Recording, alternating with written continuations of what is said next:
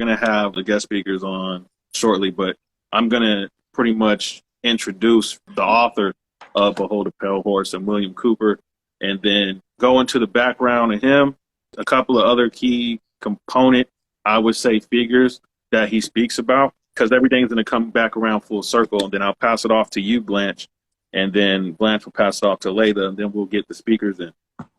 So what the live is called Pale Horse, and it's based around Behold a Pale Horse by William Cooper. He was born in 1943 in the 40s. He died in 2001 after 9/11, which is something that he predicted. But it's not even, I wouldn't even really say he predicted it. He just knew it was going to happen. He knew it was going to happen. He knew who they were going to blame for it. He knew what we were really, like, why this was really going to occur. So all that is important information and factors. He served in the U.S. Navy, the Air Force, and Naval Intelligence until he was discharged in 1975. So he had some pretty good credentials and some high clearance, which he obtained. He was also a radio broadcaster, which you could probably still find some of his stuff online, but it's going to be pretty difficult. So I want to say, if you go on like Rumble, go on BitChute, you could probably find some of that stuff, but a lot of it is going to be hidden. Of course, we all know why it would be. Behold a Pale Horse was published in 1991, which was the year I was born. So 31 years, basically, this book that he had put out and the knowledge he obtained years prior to that, all the stuff we're seeing right now has been planned, and it's all put in this book. So I think that's going to be something that's probably a little difficult for people to digest, because at the time that, like, he was talking about a lot of this, things were a lot different. You know, we didn't have the cell phones, we didn't have the computers and all that. But now we're so accustomed to that we're seeing everything in quote unquote like warp speed right now. So everything that he talked about then, we can really see in hindsight, like right now, like in 2020 vision, we see all this stuff that he had wrote about in this book happening right now. And we'll get into all that. In July, I believe it was, in 1998, Bill Cooper was convinced that he was targeted by Bill Clinton and the IRS. And so he was then charged with tax evasion, and an arrest warrant was issued. So he eluded the federal authorities, basically, and there was a lot of repeated attempts on, like, his life, and also just to arrest him. On the 5th of November, 2001, there was Apache County Sheriff's deputies, because he lived in Arizona. He always said, like, Arizona was, like, dangerous to, like, communists and socialists. Like, that was the place to be freedom-wise. Now we see that with, like, Florida a lot. But back then, Arizona was where he was at. And so they attempted to arrest at his home, and basically Bill Cooper said he wasn't going to be taken alive. So there was a shootout. Bill Cooper, he shot, I believe, one deputy, like, in the head. I'm not sure if it was fatal or not. But there was gunfire exchange. Bill Cooper, pretty much, that was the end of him. They successfully took him out. So there was a lot of theories. And I guess you could say theories, because I don't know if there was any definitive proof, but there was a lot of theories that, you know, he was just targeted and they just wanted to take him out, period. So it wasn't like even like an arrest was not going to occur. Like, he was targeted to be assassinated, basically. So he died in November 2001. So one of the things about Bill Cooper that's probably, I want to say, a little overlooked, because we don't pay attention too much to the background, just more so the information that's in the book. But with him being in the Naval Intelligence and all that, he had top secret Q level clearance. So what that meant was he had a SCI, which is sensitive compartmented information. So there's no blocks. He has full access, and he was able to see things that all the top, like, elites were able to see. He came across one project that was called MAJIC, MAJIC. And under that, he basically found out that UFOs were real, and there was 4 types of extraterrestrials that were visiting Earth, and they had like an agreement with the planet to exchange technology. Now, in this, we're not going to get really like into the UFO and extraterrestrial stuff. I don't think that's that relevant right now. But if you do pay attention to the news cycle, you see a lot of the UFO stuff out there, and they're trying to push it slowly but surely because, well, I'll get to it in a minute, but because that is a plan and a plot that they plan to push forward using the UFO stuff. And so I'm just curious, did you guys know about any of this so far? I'd heard of a lot of his things, but until recently I didn't read it. But I heard of, like, I had read Silent Weapons for Quiet Wars and things, but I read it when I was younger and I didn't really understand what he was talking about but now that I'm older, I understand like systems and games and things like that. Um, Game theory, so it makes sense. It's a little abstract for people if they don't understand those things. Once again, like we said, around that time, we were barely being introduced to like computers, cell phones, and electronics that were more advanced. So to be able to fathom, and that's how they do it, is they work slowly. So, you always hear that analogy of boiling a frog in hot water. You have to do it slowly. You can't just turn it all the way hot because then they jump out. So that's how it's been for us, is a slow condition over time to end up to a certain point. All these documents and stuff that he came across just all of this different stuff that's based around like extraterrestrial stuff, along with the plans to usher in a new world order and agenda. And well, so one of the ones that he did come across was called Project Red Light, which, by the way, if you guys look this up, and I think like even on Google, you'll come across it. Like I looked some of this up, and the information is there. A lot of this stuff isn't even like hidden at all. They just don't expect you to look for it at all. So Project Red Light was about testing extraterrestrial craft. So they had a bunch of these different like black projects they would do just revolving around like extraterrestrials alone. Then they had all these other secret projects that they did, which of course a lot of people are familiar with, like MK Ultra and things like that. There's so much other stuff that they've had. So he had access to all these documents. And then if for anyone who is not privy on the book, all this information is pretty much in there. It's just like a whole layout. The same way that it's like he came across it, he's laying it out for you in the book. So out of their manual, and I guess if you want to say they, you could say Illuminati, Deep State, those players, they said that a world of people who do not use their intelligence are no better than animals who do not have intelligence, and thus their stakes on the table by choice and consent. And if I need to repeat that, I will, but I remember when we talked on our video call, guys, that I believe it was you, Blanche, who said that they operate different. So, it's more like in a spiritual sense. So they understand the universal laws. So when they go about doing their stuff, they tell you what they're doing. So that way they can eradicate the karma. So there's nothing that comes back negative on them if you choose to give up your freedom, if you choose to give your rights away. So that's what they're talking about. They're talking about how by your consent, you are literally giving away your rights and your freedom. And so for them, it's just like, hey, you gave it to me. Like what more do you want me to do? So this is how they see the people. Obviously, they use manipulation tactics, propaganda, which we'll get into. But it's important to understand how they see you and how they view you. They view you like you don't know shit because, technically we don't. They hide everything from us. But that's how they view us as humanity. Behold a Pale Horse, how that title came to be was from the book of Revelations in the Bible. So one of the things that Bill Cooper has said was that either these men or these people are following the book of Revelations like a plan, like a blueprint, and bringing the prophecies to pass, manipulating everybody basically to believing that this must come to pass, because if it doesn't, you're basically going against God. So that's one reason, or one, I would say, practicality. He said, or there really is a God, and that what he said is going to happen, basically is going to happen. This scripture is in chapter 14, book of Revelations.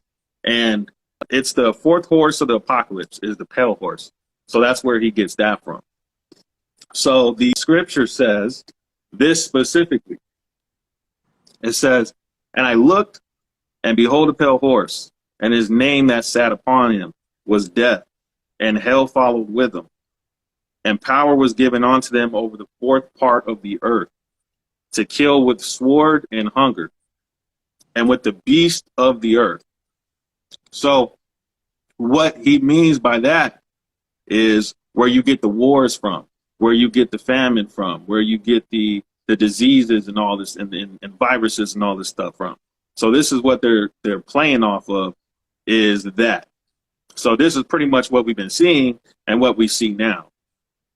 So that's your AIDS and your HIV and your COV virus, your Ebola, all the wars, cancer here is being suppressed. That's what all of that is. It's like order out of chaos, in a sense. So one of the things also he kind of reiterated a lot in the book was how they were going to start to cull the population. So they fully intended to kill about 2 billion people, mainly, I would say, through, well, different actions, but one of the main ones is that they can't go around and just assassinate people. So they have to implement certain, I would say, means of doing so, such as we've seen people getting injected by stuff, and the AIDS virus, and pretty much everything is they've created. Everything they create it's man-made. So they have their means of doing so, of population control. We see this with abortion as well, but we'll get into that when we talk about the silent weapons for quiet wars. But basically, that is their goal. That's one of their main plans, is to do just that, to cull the population. Another thing he mentioned was that when they deem that enough people have been killed by these certain means that they use, or that they plan to use, because I know they haven't used them all already, they will release the cure for it. So we've saw, for an example, I put this in the clip, that Joe Biden came out and said that if he gets elected, that he's going to cure cancer. So how do you figure that? Like, he's not lying, because that is part of their plan. Their plan is to release this stuff once they reach their goal, but they haven't reached their goal, which is why we keep seeing this destruction of not just the country, but globally. You know, we have the food shortages. You know how many people are probably going to die from that? Mm-hmm. So this is like, we're literally in that stage, I feel like, where it's a culling. And we'll get into this as well when it comes to another form of the population control, which is the homosexual push, that agenda, and the destruction of the family, that agenda. It all is a form of population control and a means that they want to use in order to reach their goal. I believe in that clip too, he said that part of the process of this whole thing of when you get inoculated and you get this cure or whatever that they want to put out, that you also be tracked. So it'll apparently stop AIDS, stop cancer, whatever, stop whatever it is that's what they were doing with C19. So this is supposed to track and control people. Now we've heard I think he's the CEO, Borla, at the World Economic Forum, talking about ingesting something and being able to chemically control people and have implants. Like, they talk about this stuff wide open, and it's also been written down for such a long time. So it's not like this is new information. They just coming out and telling you. So now we have this whole plan to track and control people. Now, I remember Bill Burr had a stand-up years ago. I don't remember what year. It might have been 2012. But he makes a joke about Jason, I don't remember his name, Jason or Tommy or something, being implanted with a chip, getting lost. And so the mom goes and runs and starts screaming his name. And then he comes, she pulls out this device and he comes running back. So he made a joke about that and was talking about how you know, they were implanting animals, planting dogs and stuff like this with these chips. And he said, pretty soon they're going to be doing it to us, which how he presented the joke was hilarious, but it was true because they have been doing that. They have been implanting animals with these devices and tracking them. And so one of the things that Bill Cooper also mentioned was that they had these satellites in space, quote unquote, and, you know, they were being used to test out tracking the animals, the pets. So dogs, cats, whatever you're implanting these animals with. And with that being said, he said that it was only just a test run for what they were going to have planned for the people. So they, of course, we see that now. I believe I put that in the clip as well, that there are people globally, okay, so places like Sweden, where people are getting implanted with these chips that has all this information, and they can be tracked GPS. So this actually is not new either. This has been happening for a couple of years, but it's just all about the introduction of it. So they're introducing it to, like, let's say, westernized civilization, if it's already been on the East. So that's something that also was talked about and he saw in these documents. One other thing he mentioned, I believe it might be in the clip as well. He said that the Los Angeles Times in 1989 had a article that was talking about the 10, I believe it's like the list of 10 or something for the next decade of stuff that they were going to have. So I had screenshotted that because you can still find it. And if you type in Google Los Angeles Times 1989, like 10 something of the decade, I forgot what it is, it'll pop up. But he said number 5, but it wasn't number 5, it was number 4. But I'm going to read number 1, number 2, number 3, number 4 for you guys, so you guys can see that in 1989, this was already planned and talked about. So number 1, cash will become illegal in the future for all, but very small monetary transactions.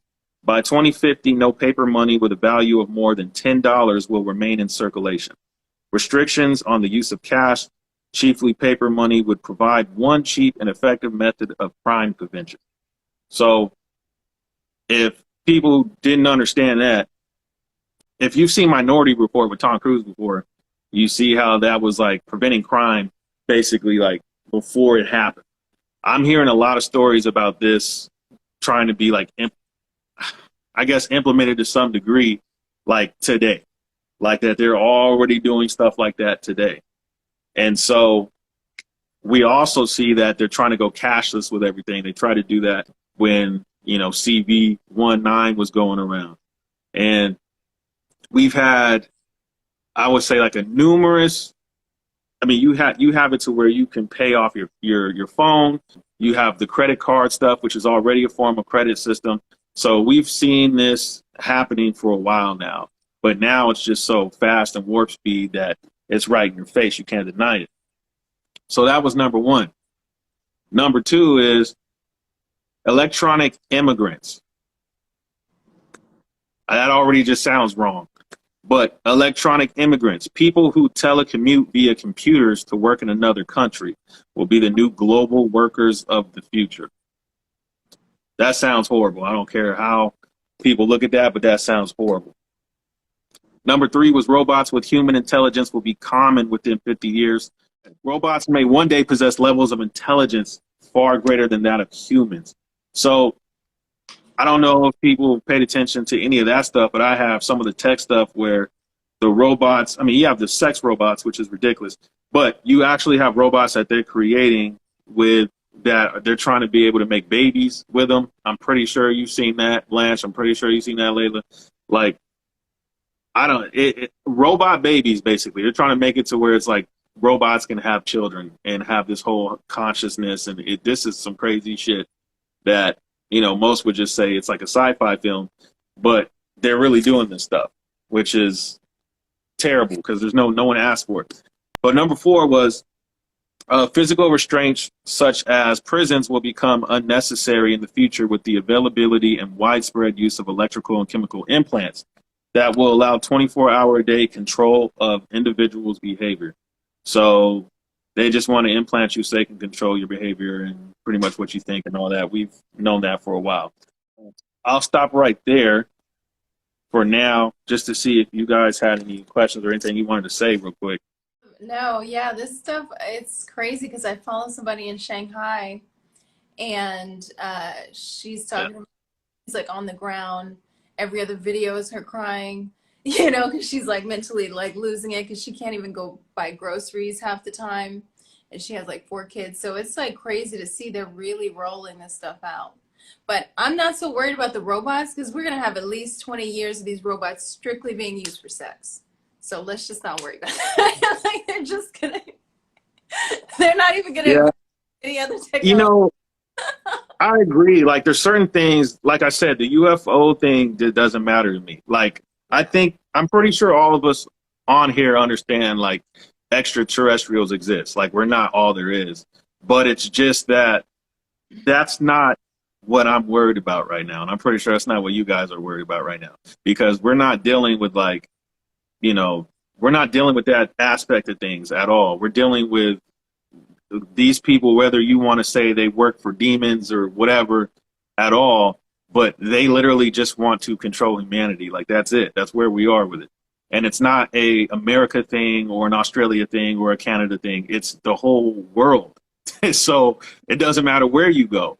So like, this is the issue. And this is the stuff that, you know, he breaks down in this book and outside of it as well, that is important for people to understand, because you know, it's at the end of the day, it's going to come down to solutions. What can we do? And that's something, of course, that we'll get into as well. But I wasn't sure if you guys knew about any of this information at all. So I wanted to get through some of it before I pass it over to you, Blanche, and you pass it to Layla. You know, that way we're not really just going over the same stuff. But all of that is stuff that he's came across in these documents, basically, from like start to finish. The next thing I want to touch on is the one world totalitarian socialist government, which is what he was talking about, which is what they're trying to get us into. In this totalitarian government, so there is the creation of the federal democracy, which is within the boundaries of Washington, D.C. So anytime you pretty much hear federal, and Blanche, I think we talked about this too, but anytime you hear federal, that's not us. That's not United States. That is foreign to the United States. Washington, the District of Columbia in itself is foreign to the United States. So what they wanted to do in this, or what they want to do, is the creation of the federal democracy. That is giving them the right to contract.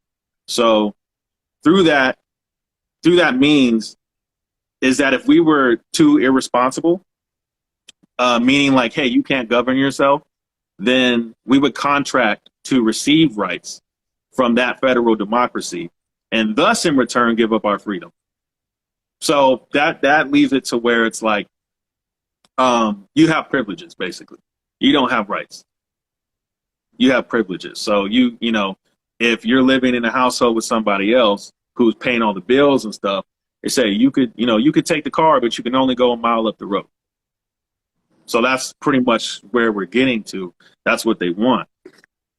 Now, secret societies is one of the main things that he talked about as well, and also JFK talked about before he was assassinated, because everybody who was trying to do good, their reward was a bullet, basically. We can see that through history.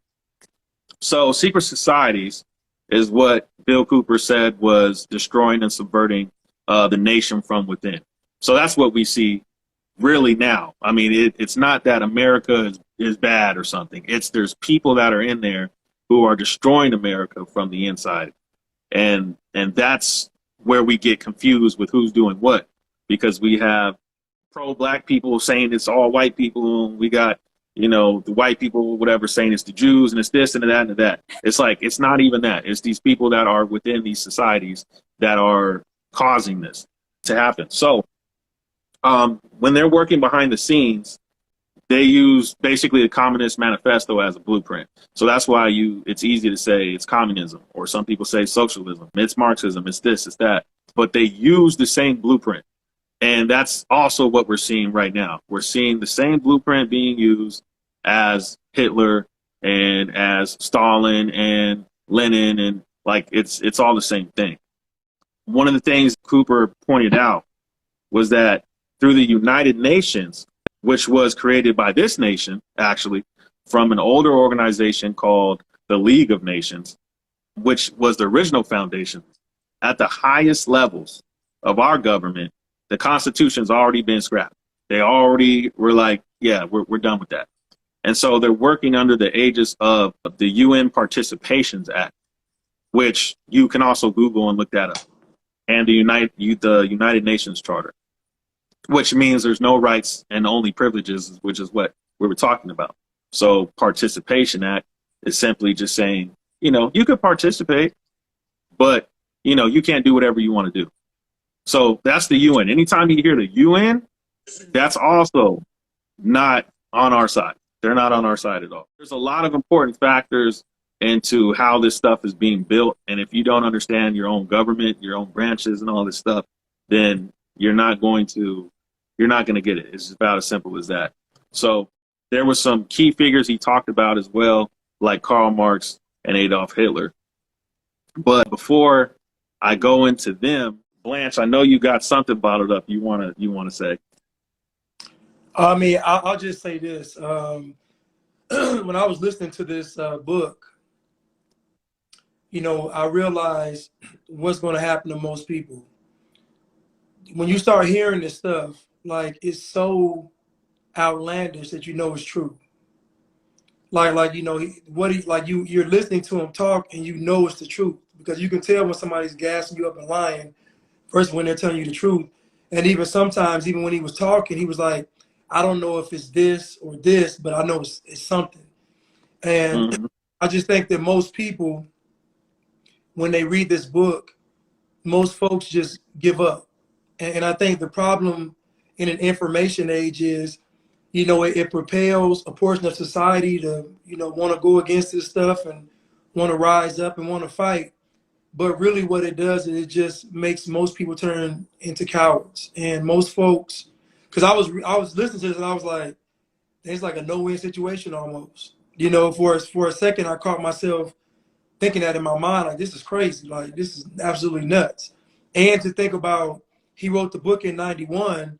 So this stuff is from ages ago. Like, they've been planning this stuff. They've perfected it by now. So I'm just like, but I still have to say that I was talking with someone and we were talking about, I was telling him how the Jewish people, they aren't actually a race. They took their religion and turned it into a nationality. I said, so they're not technically a real, I guess you would call, people. They're just a group that took a religion, made to a nationality. So he didn't know that. And so he's looking crazy, like what his mind is, and then he says, well, when I look up stuff, I don't just take everything. I gotta look up to see what's the truth and what's not. So then he asked me, well, how do you determine what's true and what's not? And I told him, I said, what's true is the stuff you don't want to believe. If you want to believe it, it's a lie. If you don't want to believe it, then it's probably the truth. And I said, so most people get to this Pale Horse book, and I'm just shocked. I never even read the book. Like, I got the book, and it just, my mind was blown. So, you got to bear with me. But just for this information to be available to the public, and up until 2 years ago, clueless for myself, like clueless. And everything that this book talks about, I've literally seen in the past 2 years. Like, I literally have seen it playing out in real time. Like, I don't know, man. So it's I'm gonna say it's eye-opening, but it's also scary, because you're like, this is serious. And so I just know most people aren't probably as brave as you or Layla or I. Most people are going to get this information and they're going to just dig a deeper hole. They're not going to come out. And that's just the reality of it. This fight will really be fought between a small percentage of people against these global powers. That's really what it's going to boil down to. It's not going to be a whole bunch of people, in this fight. Then I just listened to your video with the guy talking about Karl Marx, Bill Cooper, and I'm just like, this is crazy. But anyway, so I say all that to say that the book is just so much information. I just took some notes. Yeah. I mean, everything. I mean, I was looking at the comments too, and everybody agrees pretty much with everything you said. I agree too. I think it's. I want to touch on actually what you said about not everybody being brave. There is a interview or a lecture that Bill Cooper gave, and he said, "I'm pretty much out in the front, you know, but I can't do this without you. Like, I believe in the American people, which is why he's up here, because he said, other than if I wouldn't be, this is suicide." Which, you know, that when he said that, that shit actually really like touched me, because I was like, yo, like, he ended up losing his life in 2001. I was 10 years old when that happened. And looking at now where we're at in 2022, look how many people are sitting down doing nothing.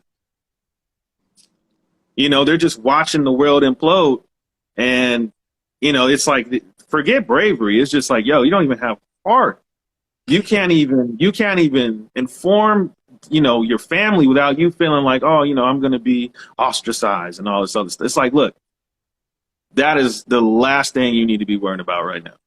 Pretty soon, you ain't going to be able to say a word. Yeah, I was saying, you know, it's almost like, again, this fight is not really for anybody but people like us. Like, it's really not even, it's just not. And at the end of the day, this book has been around. Think about it. He published this book and he was dead 10 years later. So when I hear people talk about, you know, they killed Tupac, they killed Biggie, they killed Nipsey, no, they didn't. I said, they killed Bill Cooper. I said, they didn't kill those guys. They don't need to kill them. This is the problem. This is the information right here that's going to get your head knocked off. What Kennedy was talking about is going to get your head knocked off. Not somebody making rap songs. It's just not. It's not. So we've even dumbed down the martyrs. Like, we've even watered down the people that are actually threats to this establishment. Anybody that read this book, you won't even look at the people the same. Like, none of these people have been revolutionaries. None of these people that you think are revolutionaries are they're not. They're just parts of the system. I'm reading this book like, this dude literally put all this stuff in a book and published it. Like, this is life-threatening information, and he did it. Then he had a radio show. Like, he basically put himself out there on the front, like you said, on the front line, and then he got murked, and nobody picked up the torch.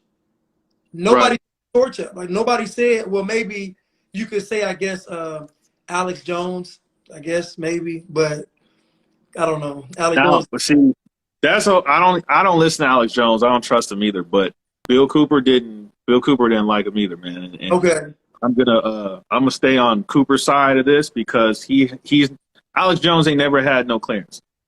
Never. I don't know his background like that, but I know he didn't have nothing like that. So, you know, there are people out there to push out disinformation and fear mongering and things like that. And you just kind of really have to do your vetting, I would say. Those Illuminati cards, they had a Alex Jones character on there. It's crazy, but I know that's crazy. I know, and I'm like, yeah, those were actually released in '91, weren't they, or '90? It was the '90s. Yeah, it was in the '90s. Yeah, early 90s, yeah. But they had that type of character with the character breakdown back, and it's the same. And the guy actually was crazy. He looks like the younger version of Alex Jones when he was thinner. I might have to check it out. I haven't seen it. I mean, I have looked at the cards. I just haven't seen that one specifically. Yeah. No, I think, yeah, I like this pinned comment. Don't read the book until you're mentally and emotionally ready. And, you know, that, you know, this is not going to be a war fought with the masses. And this is something I say often that I got from Bobby Hemmett, was the only thing the masses ever did was die. That's all they did. So us waiting and feeling like we need to be validated or anticipate or have support from the masses. You know, one of my friends, he actually told me, he's like, prophets always stand alone. They're always by themselves. Mhm. You know, they always came by themselves. They had God and they had their message, and you know, eventually they have followers, but they started off by themselves. So anyone who wants to be a part of this struggle, realize it's a lonely path, but that's okay, because you have, if you know, you have to cultivate your faith. That's the only way you're gonna make it. Yeah. So I wanted to go into the two figures that are, I would say, pretty important as to just what, who Bill Cooper talked about, but in bringing in this one world government that they want. First one I want to get into is Adolf Hitler. So Hitler was born in 1889. He died in 1945, apparently. I don't believe that. He died in that bunker. Why don't I believe that? Because the Nazis never went away. No. They just integrated into our government.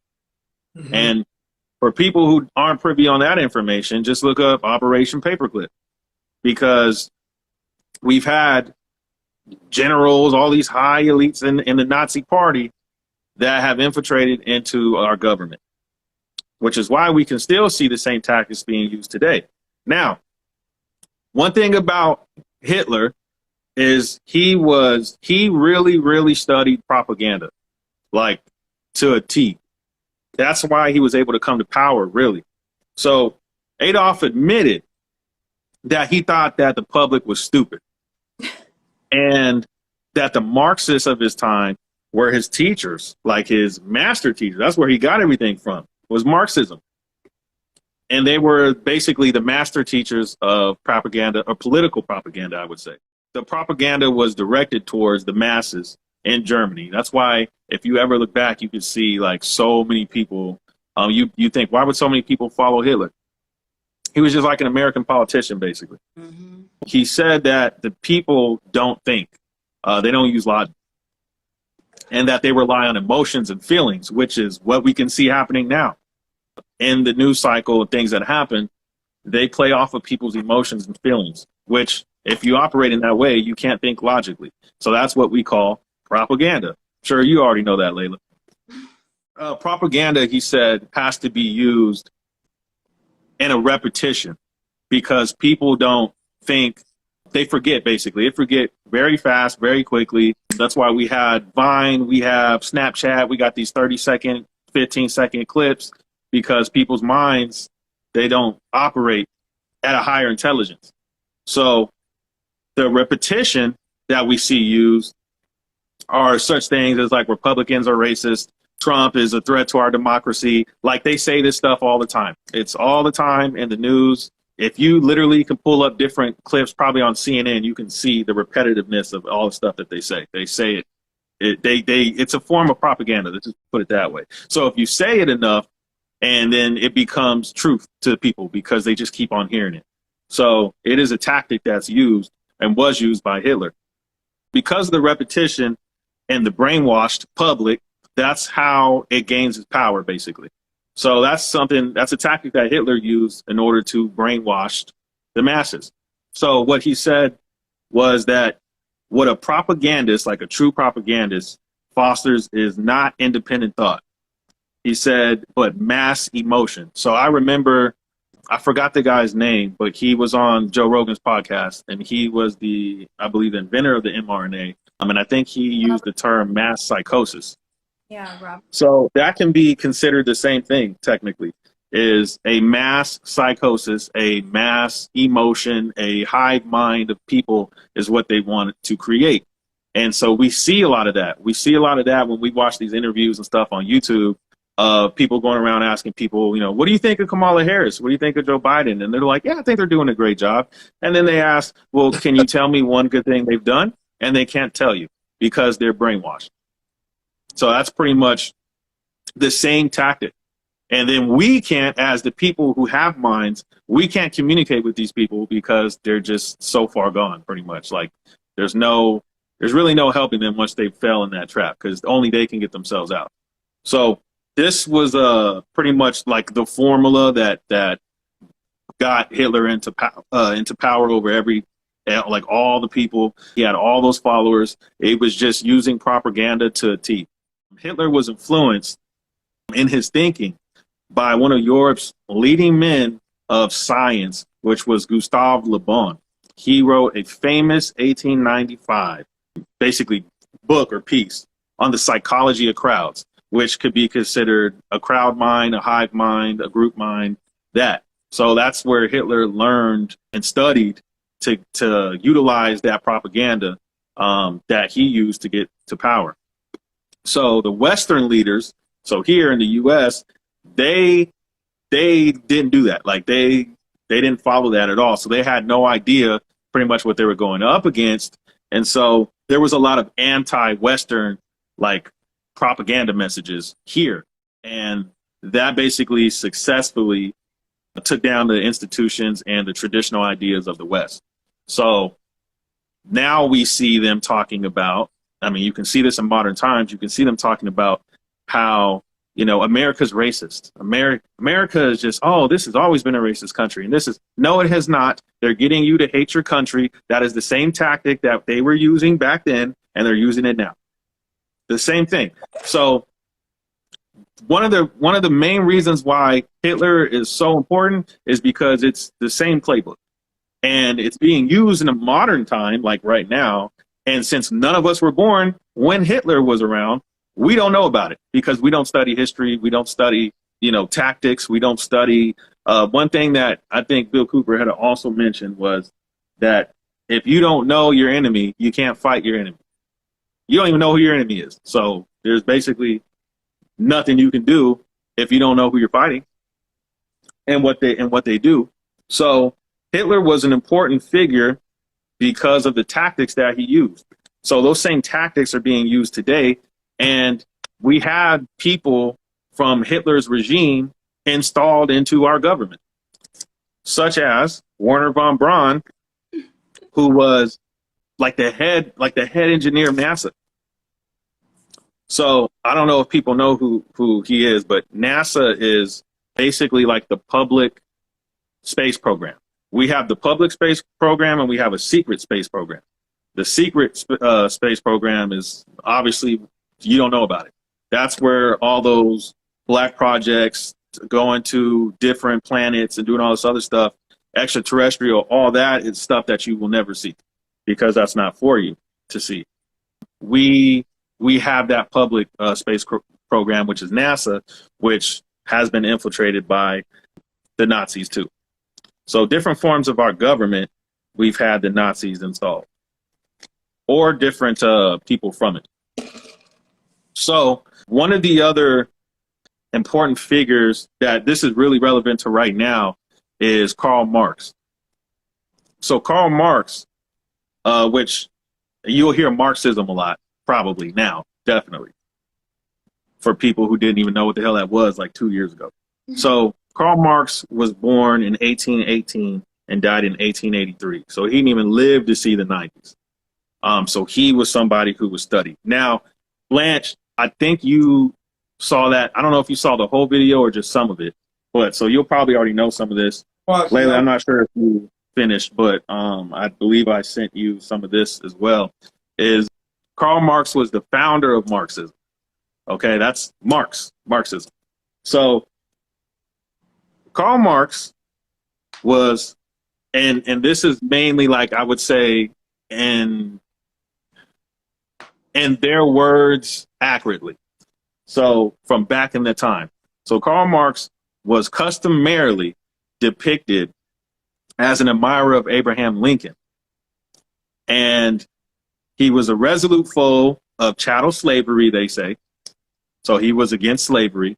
And he was a courageous champion of Negro rights, Negro equality, Negro freedom. So he was just for the black people, apparently. And but this is scarcely the truth, pretty much. There's really no truth to that at all. That's how he was depicted and how he was. I mean, maybe if you Google it, they'll probably even try to make him seem like he was an angel or something, because we know Google is definitely not on our side. But that wasn't the truth at all. So we'll start getting into the truth. So publicly and for political reasons, Karl Marx posed as a friend to black people, which, I mean, who do we know does that today? Democrats. So in private, he was an anti-black racist of like the highest caliber. So he hated black people. He hated a lot of people, actually. Black people was more so of the focus because of what we can see happening to us today with this political party that they follow so blindly. It is the same blueprint being laid out. So he had a contempt for the entire race of black people. And that was expressed by comparing black people to animals and to idiots. He would use the N-word in private, you know, when he's having his meetings and all that stuff. He would just derogatory towards black people. And he believed that black people were not a form of evolution, but degeneration. So he just, I mean, I don't know how, when they tell you like Donald Trump is racist, I ain't never heard anything like that coming out of his mouth ever. So this dude was like god awful, basically. He just hated everybody. He had a paranoid hatred for Jews, apparently. He hated Jews. He hated the common man. So basically the masses. He just hated pretty much everybody. I don't know who he thought was like okay in his eyes, but he hated pretty much everybody. And he had this fascination. What'd you say, Layla? Whoever was paying his bills for the month, because he was a welfare queen. I guess. I mean, I don't know, man. He if you just go and you look into him, like I only know he had like one friend, and the other friend that he had was also a racist, like extremely, and he was a communist. They both were communists. So, I mean, I don't know. Do communists have friends? I have no idea. Yeah. And so he had this fascination with this guy named Pierre Trumeau, and he was a French architect and also like an author. And he was also, you guessed it, a racist to the highest caliber. So they just followed each other. Pretty much what I gathered from a lot of the communists is they just don't like anybody. Like they hate everybody pretty much. They're above everybody, you're below them. So one of the things that he followed though of Pierre Trumeau was his race theories. Okay. So there's a quote from Trumeau that says, the common Negro type is the degenerate form of a much higher one. Basically saying that black people are degenerates and, you know, whatever else he thought was higher than them is what he thought was higher than them. So they don't favor black people at all. But the important thing to keep in mind is that they befriended black people. That's what Karl Marx did. He befriended black people. So when you study a little bit, for Marx or Marxism, it says, in fact, actually, you know what? I won't go there yet. I'll just talk about critical race theory because that's what's important. That's what's being taught right now. That's what's being pushed right now. And that is the same thing that Karl Marx was doing. And critical race theory is targeting black people and saying that, oh, you know, there's just so much injustice, yada, yada, blah, blah, blah, blah, which isn't the truth. But this, again, is a tactic to get you to hate your country, to hate yourself, to hate your freedoms. That's the tactic being used. So if you go on Google and you type in critical race theory, one of these questions will pop up. And the question is, what are the main ideas of critical race theory? So listen to this. It says, simply put, critical race theory states that the U.S. social institutions, the criminal justice system, education system, the labor market, housing market, and healthcare system are laced with racism embedded in laws, regulations, rules, and procedures that lead to different outcomes by race. Now, I'm pretty sure all three of us on here know that that's bullshit. And everybody watching knows that that's bullshit because they're trying to get you to believe that at every level of your government and institutions, there's racism. And that's a tactic that they used to get people to give up their rights and freedoms. To hate your country, to hate your constitution, to hate your Bill of Rights. This is the same shit they used back then. So I want to say this, and I'm going to pass it off to you, Blanche, and then you can pass it to Layla when you're done. This is back on Karl Marx. Originally, the Marxist left built his political program on the theory of class conflict. Karl Marx believed that the primary characteristics of industrial societies was the imbalance of power between capitalists and workers. So listen to this. The solution to that imbalance, according to Marx, was revolution. The workers would eventually gain consciousness of their plight, seize the means of production, overthrow the capitalist class, and usher in a new socialist society. And this is what they're doing literally right now. During the 20th century, a number of regimes underwent Marxist-style revolutions, and each ended in disaster. Socialist governments in the Soviet Union, China, Cambodia, Cuba, and elsewhere racked up a body count of nearly 100 million people. They are remembered for gulags, show trials, executions, and mass starvations. In practice, Marx's ideas unleash man's darkest brutalities. And so this is pretty much what they want for us now. Like, they're still using the same blueprint. For everyone who's followed that far, that's, I think, a lot of information to digest just on those people. I'm done with that very long introduction to these figures that are really important to understand the totality of what we're going to talk about. The reason why I had to go through that is because of that, because some people are probably going to ask, well, what does Black Lives Matter have to do with so what and so forth? Well, I had a conversation yesterday, and we're talking about Angela Davis, the Black Panthers, the Black Fist. The Black Fist is a communist fist. It's communism. So a lot of this stuff matters because it all connects into the same tactics that were used back then to overthrow basically people's freedoms. And it's important to understand all that stuff, that basis first, before you get into, like, I would say, the meat of everything, because now things will start to connect. And so I'll pass it over to you, Blanche, and what you got for us. Yeah, I was talking with somebody yesterday, and he said that America was systemically racist. And so I asked him, I said, okay, so what in America can't you do?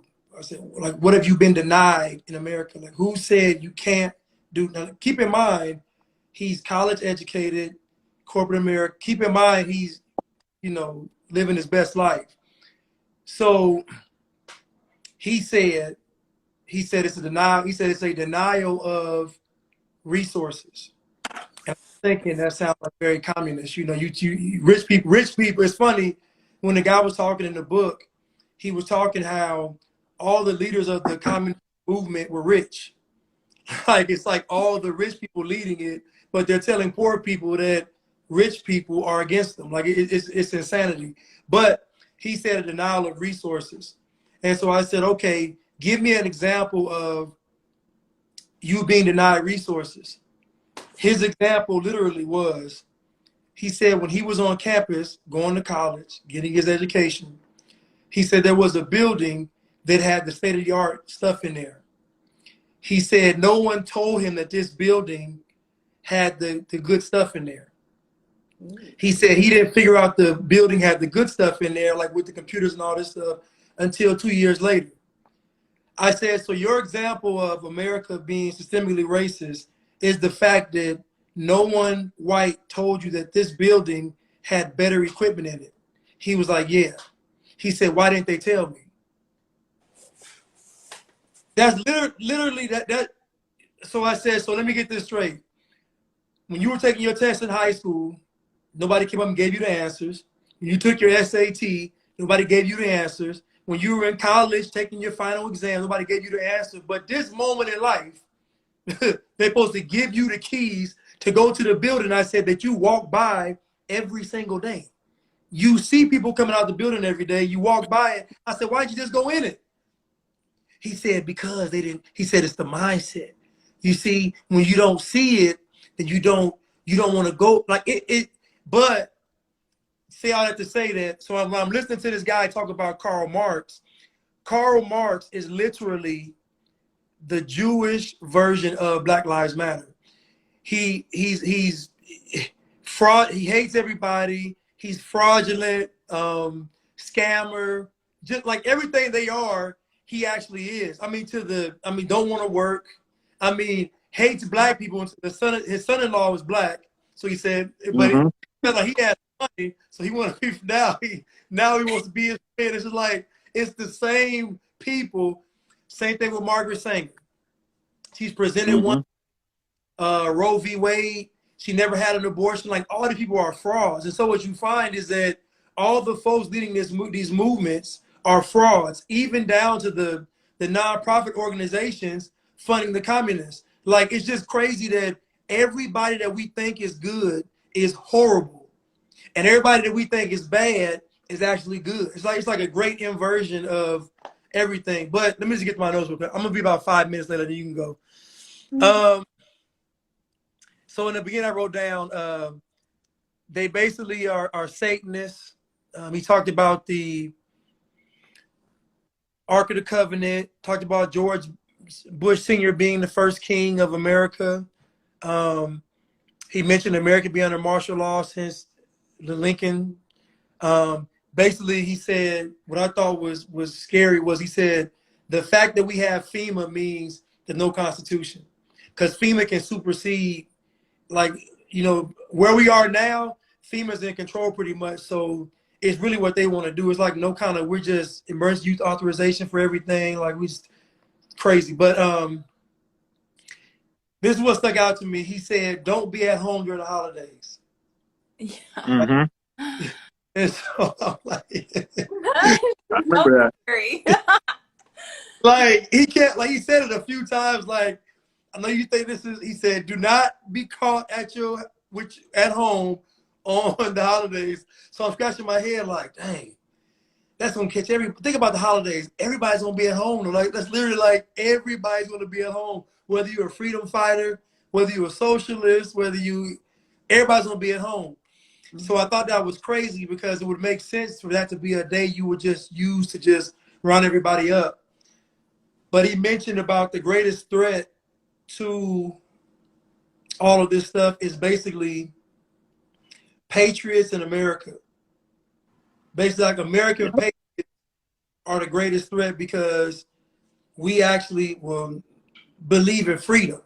So, like, folks actually will fight for freedom. So it's kind of like, I don't know, but it's just funny how all the propaganda conveniently is going against all the patriots. Like, when I see things like freedom is linked to white supremacy, even the guys that were caught in the back of the U-Haul van, I'm like, first of all, let me say, how did y'all catch them if they were marching outside with a big banner that said, strong families make strong nations? They weren't hiding. Like, it's just insane. But they said they found them hiding in the U-Haul. But anyway, my point is, all the propaganda now is really towards patriots. And what they're doing is they're giving the face of a patriot as being white. Even though patriotism has nothing to do with color, they're saying that the patriots are all white, so you can attach the racism thing. And this is what brings in communism, Marxism, socialism, all that stuff. The war is funny. He talked about the war on drugs. I took so many notes, it's really too much, but he mentioned the war on drugs leading to a cashless society. And you mentioned earlier about, like, Minority Report. I saw a film on Netflix where in the future you have a device in you where when somebody walks by you, you can see their bio. You can see where they work, how old they are, height, weight, everything. Like, but the people that were off the grid, so to speak, when you saw their bio, it was all like white noise or, like, you know, static. And so in the scene of the movie, the guy with the girl, and he looks, and he can't see her bio. So he's like looking back, trying to see who is she, because he's like shocked. And then she disappears. But anyway, she was used for a bigger plot to do a conspiracy. But basically, New World Order. They're gonna start executing people. I read somewhere where Obama had ordered a whole bunch of guillotines. Yep. What's he gonna do with that? But hopefully kill itself. Here's what's crazy though. You know, we're talking like this, and there's people listening like, there's no way this is true. But to me, this is where Hollywood comes into place, because Hollywood puts all the truth in these movies and these shows and stuff. And so you're conditioned to say, okay, you're really only, think about it, we only enjoy movies and television because we think it's not real. If we thought it was real, we'd be terrified. But we don't think it's real, so we're kind of like just enjoying what we're watching. Think about it. Popcorn, soda, jumping, laughing, give me 3D glass. All of it's fun and games. But if it's real, you wouldn't even want to watch it. Like nobody wants to read the book, Behold the Pale Horse. But Hollywood did a great job with the propaganda of making us think that what they're showing us isn't actually reality, and then what's on the news and the media is actually what's fake. And it's funny that when Trump said fake news, like to me, that was the biggest revelation that anybody could have got, because no one in that position ever said the news was fake. Like we never had anybody of that magnitude ever get on a wide platform and run a campaign on the news being fake. Nobody ever did that. And the fact that he said it, to me, really made him the biggest threat, because he dared to say it and everybody knew he was telling the truth. The guy mentioned the post office will become the police. Dimension destroying the small businesses. I mean, I'm gonna just say this, man. I was blown away by the book. I'm not gonna lie to you. I was listening to the book. The guy with the accent kind of, drives it home. Like you listening to a Double J, a 007 debriefing. But the book blew me away because it was published in 1991. And I'm thinking back to 1991, how old was I? I think I was in junior high school or something. But I'm just living my life oblivious to what's going on. And this, like, my parents didn't know, my friends didn't know, my family didn't know. Nobody knew about Behold the Pale Horse. If they did, they weren't saying anything. But I just think that these past 2 years have only confirmed everything in this book. And maybe before these past 2 years, if I had read this book, I might not even believed it. But the fact that I've been through these past 2 years, nothing's off limits now. Now I know what they're capable of. Because think about it. We literally saw a level of propaganda we never saw before with this Peter pandemic. We've never seen where they had it on TV 24 hours a day, on the sides of buses, on billboards, like literally commercial, like literally they literally shoved this. I think the Germans call propaganda mind rape. Literally, they were mind raping us for the past 2 years with propaganda. Like I'm talking about, to the point where even when you opened your phone up, something was popping up with the Peter pandemic. Like there was literally everything was talking about the Peter pandemic. And now we fast forward, what are they saying about it now? How did we go from 24 hours a day, 7 days a week, to now it's barely mentioned? Let's get rid of the mask. Let's just have it. No. So I'm going to just leave it on this and just say that Bill Cooper really is a martyr, and he risked his life for all of us. And I think it's just disgraceful and a disservice for us to not act. I mean, we talk about the ancestors and what they endured and all. Let me say this too, Bob. I'm sorry, y'all. I don't believe the ancestors. I don't believe that slavery was forced. I believe the civil rights movement was all staged. I even believe, even when it came to lynchings, they were taking already dead bodies and just hanging them in trees.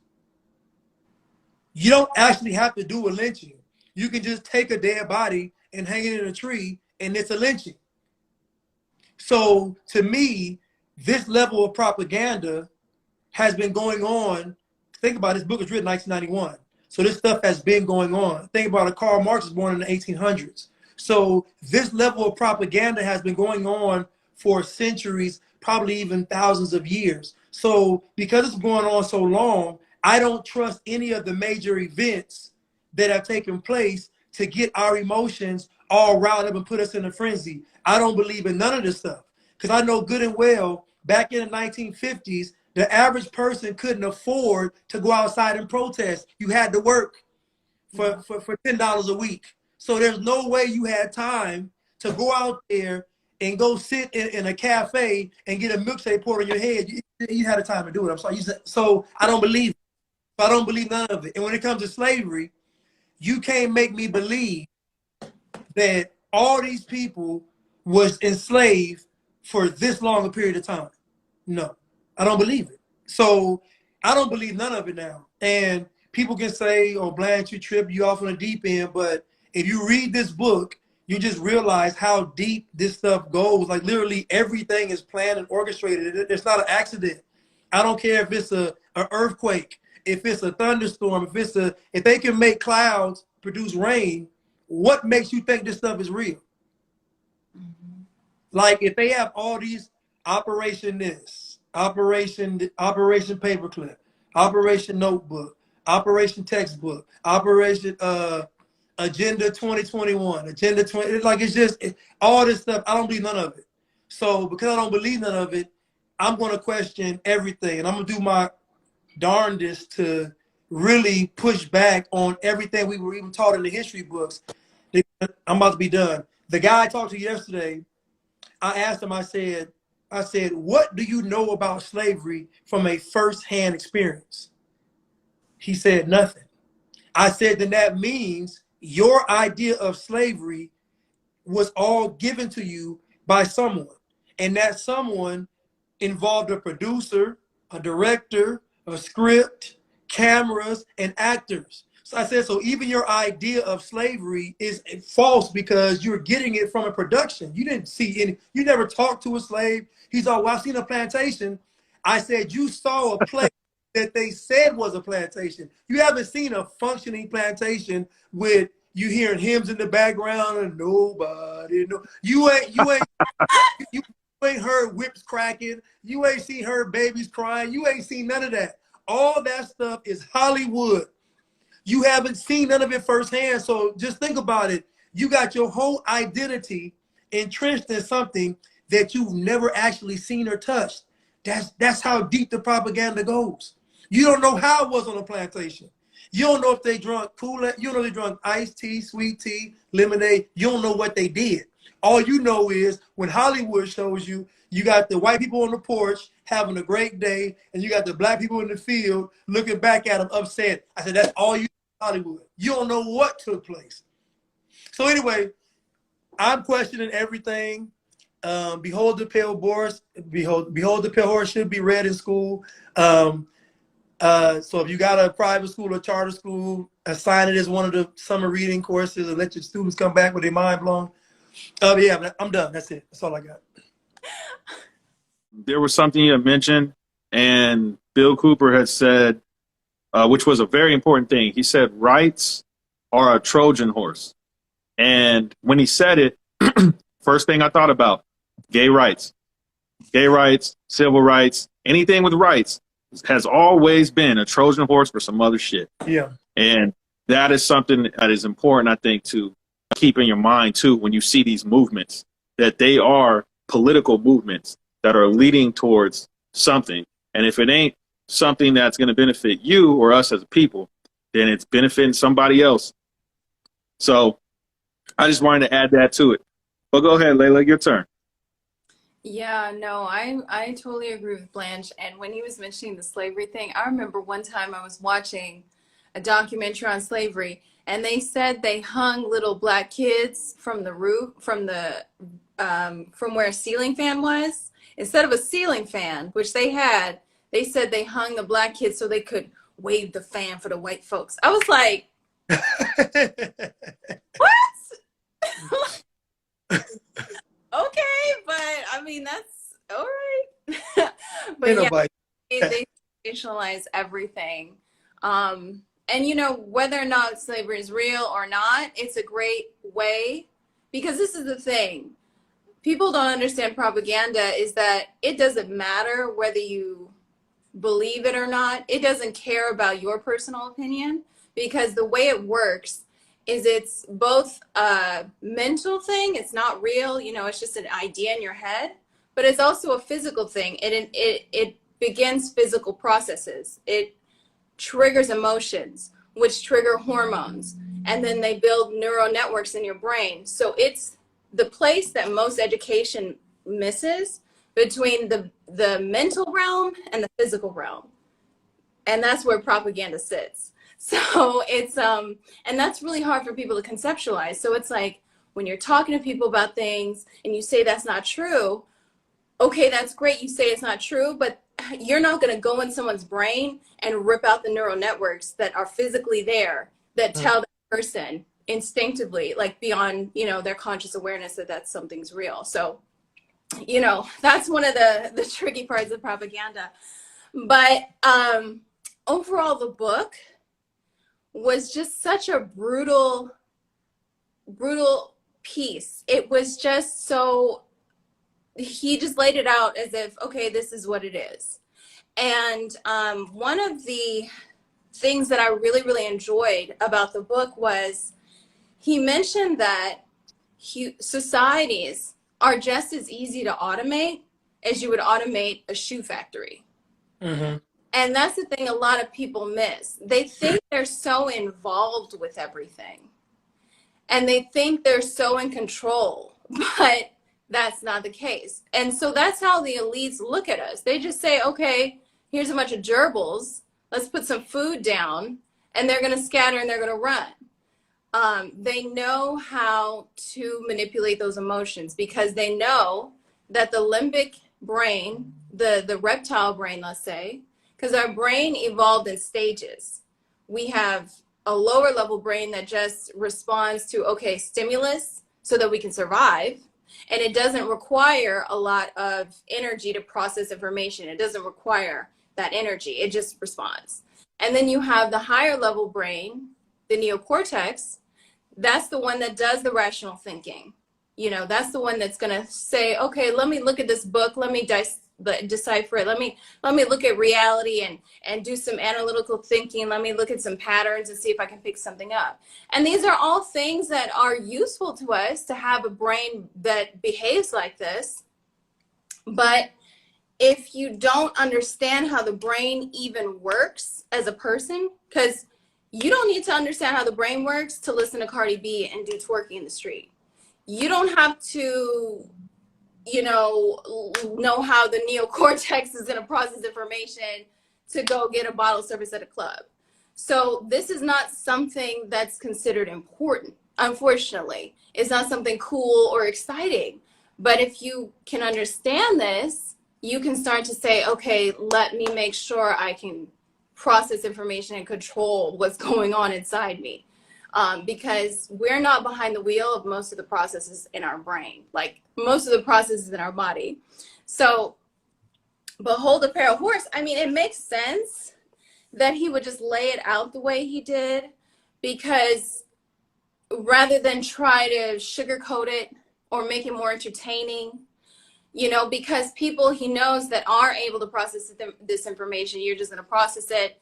It is emotionally very heavy to deal with, but you know, people like us and people who are watching and everyone who really cares about their freedom, we've already mastered, you know, these levels that we're not like the masses. We're not going to just respond to emotion and things. And that's one of the other quotes that I really liked was he was talking about, for the masses, they just get the exoteric information. They just get, you know, this is a brick, this is a house, this is a shoe. They get that. They get the high level just labels. They don't look at what is the deeper meaning of things. What does this represent? They don't deal in some symbolism, you know. And that's one of the good things about religion is, even though so many people through the years were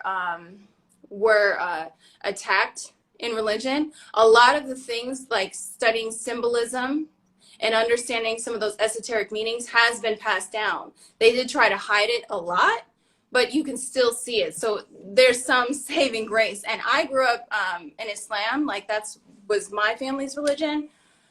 But, you know, all of the religions, they have that esoteric, they have that sense where you can understand reality. Because reality is not just the surface, you know. And that's how we're able to go through this, is we can look and we can say, okay, they've been running these campaigns for 2 years. They say this, they say that. It doesn't make sense. What are they really saying? Like, what is the end goal here? Like, you know, and it's sad to see that so many people don't even have imagination. They can't even visualize what could be a scenario, what could happen. you can literally tell them that this stuff is going to be used for control, you know, like they're doing in China right now. They're shutting people's clearance off so they can't even go into buildings. Like, we were telling people that 2 years ago, and everybody was like, no, no. But it's just sad because you know, that's the thing, is you're never going to talk to them. You have to control them, because that's all there is to it. These people have decided, like the regular people have decided, they're going to give up all of their personal responsibility. So there's nothing else you can do. But the other thing, and I know one of the panelists is going to talk about it with the quiet warfare. They talk about reduce the economic energy of the world to a safe level by a process of benevolent slavery and genocide. So they're shutting down the economy right now. They're literally doing that. And in this book, he explains that. And then he says the general public refuses to improve its own mentality and its faith in its fellow man. It's because it's a herd and it's a blight upon the earth. Like, that is the state that we're in. And it's just crazy to see they're going through all the stages. And I think that when they finally really like tighten up, it's not going to be that you're not going to get enough food, because you can get enough calories through so many different means. Okay, you can grow mushrooms, you can do whatever. But the psychological amount of stress that's going to be placed on these people, you thought COVID was bad? Or C-19, you thought that was bad? If these people do not get their dopamine hits and their food addiction met, they're going to be gone. Like, that's going to be some chaos, because they need those empty calories. But it's just, yeah, it's just crazy to see how all of this is playing out. And I'm just trying to mentally prepare myself, and I hope everybody is as well. Well, I don't think they really are. Again, most people are terrified of this book, because if the book scared me reading it, I know good and well that the sheep, you know, it was a section in the book where he talked about the goyim. I guess the goyim is everybody that's non-Jewish. Not them. Yeah. Not the Illuminati. Like, they talked about them like, or us like, we were just like the little of the, we don't even deserve to even exist. Like, you know, so, but guess what? From their perspective, I can see why. Because just think about the average person that we know that don't want to do nothing. They just want to just let this stuff happen. Don't want to buck. Don't want to fight. Don't want to just. It's just like just mindless, consuming zombies. So I get why they don't respect the masses. It makes sense, because actually, we both probably view people the same way. You know, the people that want to fight against this stuff and the folks that actually doing all this stuff. We actually see the people in the middle that we're fighting for the same way. Because we all see them as like sheep and, you know, cowardly and, you know, all this stuff. But yeah. Yeah, no, I agree. I think that, you know, one thing is we talk about the book. The information is definitely in the book. And of course, when we have the guest on, I'm sure they'll go over a lot of that. But other than that, when you just look at the man himself and what he was saying outside of the book, just, you know, at lectures or interviews or whatever, I mean, and that's kind of to go off of what you said too, Blanche, is like he knew for a fact this is what's happening. And if you look at these documents, even just Google it. You can Google Project, I believe it's Red Light, Project MK Naomi is what it is. That was the biological warfare that was used, such as like AIDS, HIV, this stuff is real. It's not like it's not a conspiracy theory. You know, it's not even a theory at all. It's real if you just look it up. And so this stuff is there and the information is there. And if the information is there, it now comes down to what are you going to do with the information? And what we are doing right here, and even the people who are just viewing and watching, is we're literally providing a lot of this information to you for you to go and look up yourself as well. Get the book, read that, because this should light a fire under you to do something for sure. I mean, obviously I see the manipulation, the propaganda being used, but I see these people who are over here talking about, for an example, the abortion and, you know, oh, You shouldn't have a say-so over my body. It's like, I don't think you understand that Roe v. Wade federalized abortions. Anything federal you do not want because that is foreign. That is outside of your power. So these people who are talking like this don't understand their government at all. They don't understand the branches of their government. They don't understand how the government works. They don't understand that there's foreign outside of your government that wants to oversee your government. So when you talk about freedom of choice, you got to understand the words that they use. Okay, so they talk about freedom of choice, something they bring up a lot, but there's no choice in federalization because that means that oversees your sovereignty. First time I got introduced to the book, I was 8 years old because, you know, my brother's 7 years older than me. And it just, that was the first time I ever got introduced to the term Illuminati. And, you know, my brother was just like, you know, 15, he was a stoner, and he was just like, yo, bro, it's this group of people that run the world, bro. You know what I mean? I'm just like, you know, we shared a room, so I'm just like taking it in like, this sounds like, you know, I trust my brother. It sounds like, you know, pretty accurate stuff, you know. I didn't know who ran the world at the time. I didn't know anything at that time. So it all seemed like he was telling me the truth. And then I remember Nas on the Untitled album, he was like, you know, on the song Testify, he was like, you know, was it William Cooper that told you that the pale horse was the future? And, you know, at that time I was like 17, and I was like, you know what, I'm going to read this book. Even though my brother told me about the contents, I want to know for myself. And yeah, I feel like it was great that at that time YouTube existed, because maybe, you know, in 98, I wouldn't have been able to look at the Zapruder film and stuff like that to like cross-reference and say like, man, this guy's probably onto something.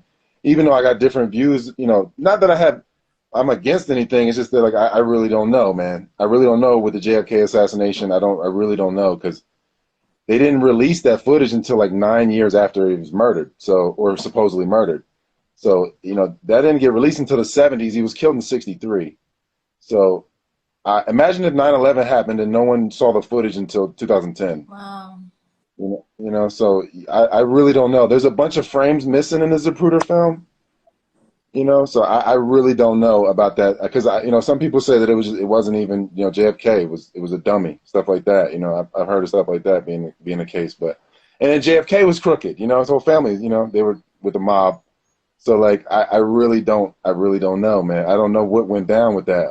Then you had like E. Howard Hunt, the CIA guy that had the deathbed confession, and he said there was a bunch of hit teams that didn't know about each other. You know what I mean? He said it was a French hit team that was there, and they were the ones shooting from the grassy knoll, and that they didn't know about Harvey Oswald and all that stuff. But I'm sure people, you know, got their views on JFK, and I guess like the key bono, like who stood to gain. Obviously, you know, he was printing treasury notes. He was trying to go to, you know, stuff like that. So obviously, I guess, you know, the Federal Reserve and the Sachs-Coburg-Gotha family wouldn't take kindly to stuff like that. So I you know, that all makes sense if you look at it that way. Like, man, why JFK got killed, and then him talking about you know, being in the Navy and seeing ships go into the ocean and, you know, the sea parting and all that type of stuff. You know, I'm not gonna say it's wrong. The ocean's a big place, man. So I really don't know, man. Bill Cooper, I feel like he was definitely on it, man, in a lot of ways. I don't know if it was really a conspiracy. I don't know if he got murdered. I don't know if he got himself killed, because I feel like all death is suicide at some level. So I don't know if he put himself in position to get killed or what. Because I feel like you know, as much as martyrs are cool, it's like we need you to keep your body alive so you can carry the consciousness. And like, I just feel like it's kind of sucks that he died. You know what I mean? He was accurate though, like you were saying about 9/11 and everything like that. And he definitely makes you think twice about Alex Jones. And you know, so I really, you know what? I really Hey, Taylor, I didn't mean to cut you off, but I think I remember not too long ago, weren't you on Alex Jones's show? Yeah, I've been on Alex Jones' show a few times, man. And it's whack because they won't let me upload the one when we were talking about breathwork. It was just specifically about breathwork. Every time I upload it, they give me a strike on my YouTube, so I can't upload it. Wow. Yeah. Now, what? How'd you get that link to him? Like, how did that interaction occur? The first time I talked to Alex was about Dr. Sebi in 2010. And that was the beginning. That was when the first time I got one of his producers' numbers. And occasionally I would text him, like, and just say like, hey, how about this? Maybe like you might want to have this guest on, or look at this guy or whatever. And I never really abused it. So like when I call, he lets me through. You know what I mean? Right. I don't know. I just never abused it. I just never like. I always feel like it's not something I want to like do too much. But I definitely, if I have something to say, I guess I really kind of I wait for. I know his flow, so I know kind of when I can call in and when I can get through without being blocked, because they screen the calls and it's different producers sometimes, so you got to get past that firewall kind of. What from having that interaction, and then also knowing about Bill Cooper and what he said about him, what is your take on Alex Jones after all that? I mean, like you said about what he was saying about Alex Jones and the card thing and the tarot card thing. They also had the card that was Ron Paul too in that deck. It looked just like Ron Paul.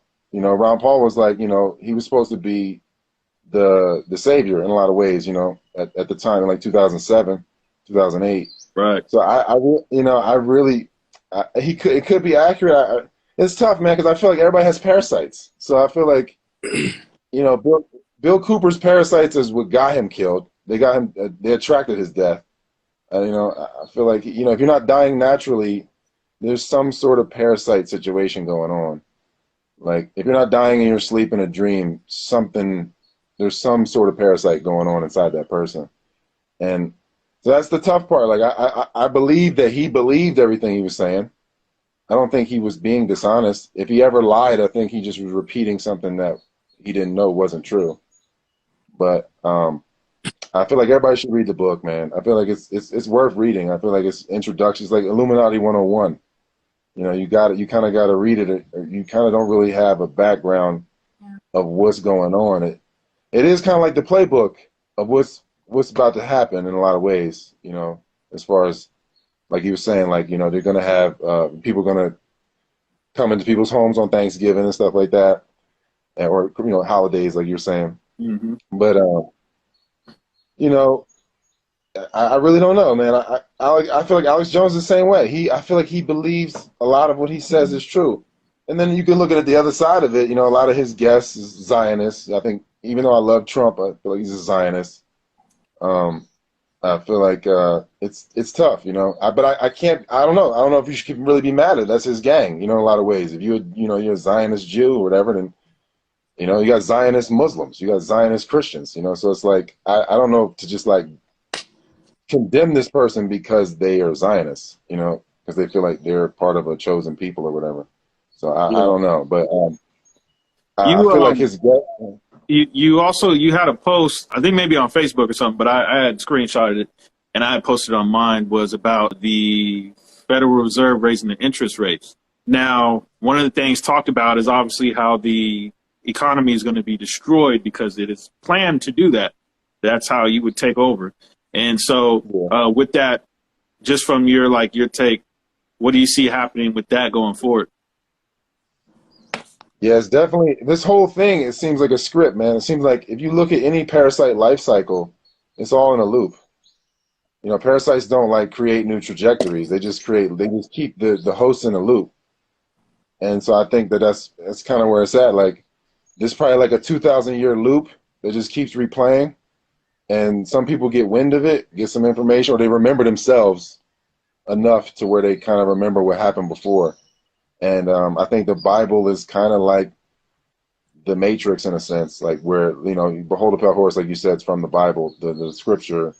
And the first horse comes with pestilence. The white horse comes with pestilence. And it says in Greek, if you read it in Greek, it says the horseman comes with a crown, but it doesn't say crown in Greek. It's corona is Greek. Yeah. Right. So, yeah. So I feel like, that makes sense that, we're just in the opening act at this point. And it's just part of the whole loop, and people are running on scripture, and the Bible is pretty much like a code that's ingrained in a bunch of people, and people are really I think a lot of people are just the characters from the Bible, one way or another. It's the Samsons and Delilahs and You know, you got Jacob and his twin brother, and or Esau and Jacob or whatever. All of that I feel like is playing out, and it plays out for eternity or infinity, not eternity. It plays out for infinity in this loop.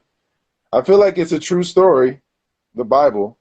Like you have your 1,000-year jubilee when the Aboriginals take over and they get the world back. The people with the birthright get the world back for 1,000 years, and then that's what I guess would be the end of Revelations after the parasite or the dragon or whatever is slayed and banished back into its corner. But I feel like it take probably about 1,000 years probably till it starts to consume probably just one individual, and then eventually just spread and spread and spread through rape and rape sex and through just passing microbes and stuff. So I feel like the devil or the beast that's from Revelations is just a parasite that grows in the species, and it takes about 2,000 years or so for it to reach a climax, and then you get Revelations, and I feel like it's almost just like a season. It's not like anything. It's like almost like a play. You get your play bill, and you're like, oh, this is the next scene. This is the next scene. It's the next scene. It's the next scene. I feel like it's all just, it's all scripture. It's all scripted, and it's in people's blood. People have the codes in their blood, and a lot of people are grafts. They're not rooted in this reality. They're just a graft. You know how like you can take a branch off a peach tree and graft it to another tree, and it'll just still grow peaches, but it don't have no roots. So Right. I feel like that's pretty much where we're at. Like you got a bunch of graphs that have this code, they follow this scripture, and then it makes the whole biblical prophecy play out. And I think we're in a big 2,000-year loop. Everybody's in their own little personal loops of maybe 600 years to 1,000 years. And the whole goal of the parasite is just to keep everybody so distracted that they don't realize themselves to break the loops. So everything just keeps playing out. And most people are thinking that they're doing things to change things, but then they probably by the time they get to the end of their life, it just restarts the loop. And I think a lot of people are in that place. I think it's just really parasites, man. I feel like it's one parasite. I really don't feel like it's two. I feel like it's one and then you got to do like underlings, because like a parasite doesn't know it's a parasite. Because as soon as it knows it's a parasite, then it ruins the situation. If you're a host and you're an oblivious host, then the parasite can just keep riding you for lifetime after lifetime after lifetime. True. But if you don't know, then you're just a great host. And I feel like that's where a lot of the underlings are, the people that don't know themselves enough to see beyond the loop. So they just keep playing it out, and they just keep contributing to the same outcomes. I feel like, What you just said reminds me of like the Matrix in a sense, like where the people who are aware would be considered like Morpheus and Neo, who wake up from that Matrix, and all the others are the ones that could be taken over by a parasite such as Mr. Smith. And, he just taken over everybody because they're unaware. They're just trapped in the Matrix. So in this case, we see this, I hear a lot of this stuff about how we live in assimilation. And at this point, pretty much what you're saying, this is what it reminds me of, it's almost like an endless simulation until you can get it right, because we have seen this in history over and over and over again. It seems like a failsafe. It seems like to keep the environment to it's bound by laws. Like it's a game. It's like a game. Like you have a basketball court is 94 feet. You got a football field is 100 feet and 53 and a third yards wide. 100 yards long and 53 and a third yards wide or whatever. You're within the boundary of the laws of the game. And I feel like when people do certain things, it's nothing new under the sun. So like when people engage in parasitic activity and not being themselves, then it's just like a failsafe that keeps everybody locked in the same loop until they get out of the loop, and then they can return to like an eternal trajectory and move on to the next level of the game. I think that's a great way to look at it. They are living in these cycles. I think after they did the whole shutdown, when they had the writer's strike, what was that, 2007? Yeah. It's just a vast wasteland of just emptiness. Nothing new, just nothing enlightening.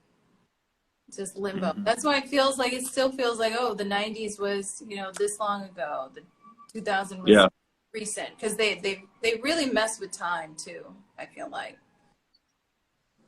Yeah, definitely. I think there's definitely a lie. I've been told, you know, that it's everything's 1,000 years back. It's really 1,200. Uh, it's 1,022, not 2022. Yeah. I've heard, that, you know, there's that. You know, Islam has a different calendar. Everybody's kind of in different time. So I don't think that's far fetched to think that it's like on purpose. Yeah. I'm just Yeah. happy we can choose our own timelines, hopefully. They're ramping up CERN. Yeah. Let me jump ship and go on the freedom time. Yeah. Yeah. I feel like the collective has already invested so much into the unconsciousness that's like, oh man, this is gonna play out. Like I don't think that we can really stop it, to be honest with you. I think there's just too many people that have invested in it. But it's kind of like, you know, just like a Wei Wu Wei thing, like, you know, just let people kill themselves, because I think that's what's going to happen. I feel like either the fentanyl is going to kill you, Mm-hmm. the I don't want to say it, you know, the Yeah. stabby is going to kill you. The stab. Yeah, the stay. Yeah, I think people are just going to take themselves out, and then the Aboriginals will get the land back, and then the parasite will just probably infect one person, and then it just creep back into the same loop. I feel like. You know, I've been told that you're going to have a lot of males die off, the ones that got the stab. They're going to die off, and then it'll be a bunch of women, and they'll get artificial insemination because there's more sperm in the sperm banks than ever would ever be needed. So, like, you know, that's what I've been told, is that the males will be a mass die-off of males, not all of them, but a lot of them. I mean, And then the women will get artificial. most of them are out here with such feminine energy. I'm in LA. It's like, ooh, you go to the Bay. Oh God, like Yeah, they're not even. yeah. They're males anatomically, But that goes back into the depopulation control aspect of everything. This is a push that they want to do. I mean, look, Bill Cooper, I think in '96 is when that lecture was that I saw. He talks about this is why they don't, you know, they want to destroy the family, and why they encourage homosexuality. We've never seen that push like we have in the last couple of years. Never in our lives have we seen that. I don't remember seeing that. So Yeah, no. nothing you're seeing is a coincidence. A good thing that you said too, Taylor, was when you said scripture, you know, within that word is script. It is scripted. Everything we're seeing. I mean, if this book could have been published before I was born, and it's all playing out exactly, then that means that it was scripted to happen. When we watch TV, which is nothing but propaganda, you know, the news, whatever you want to call it, but propaganda, we are watching actors.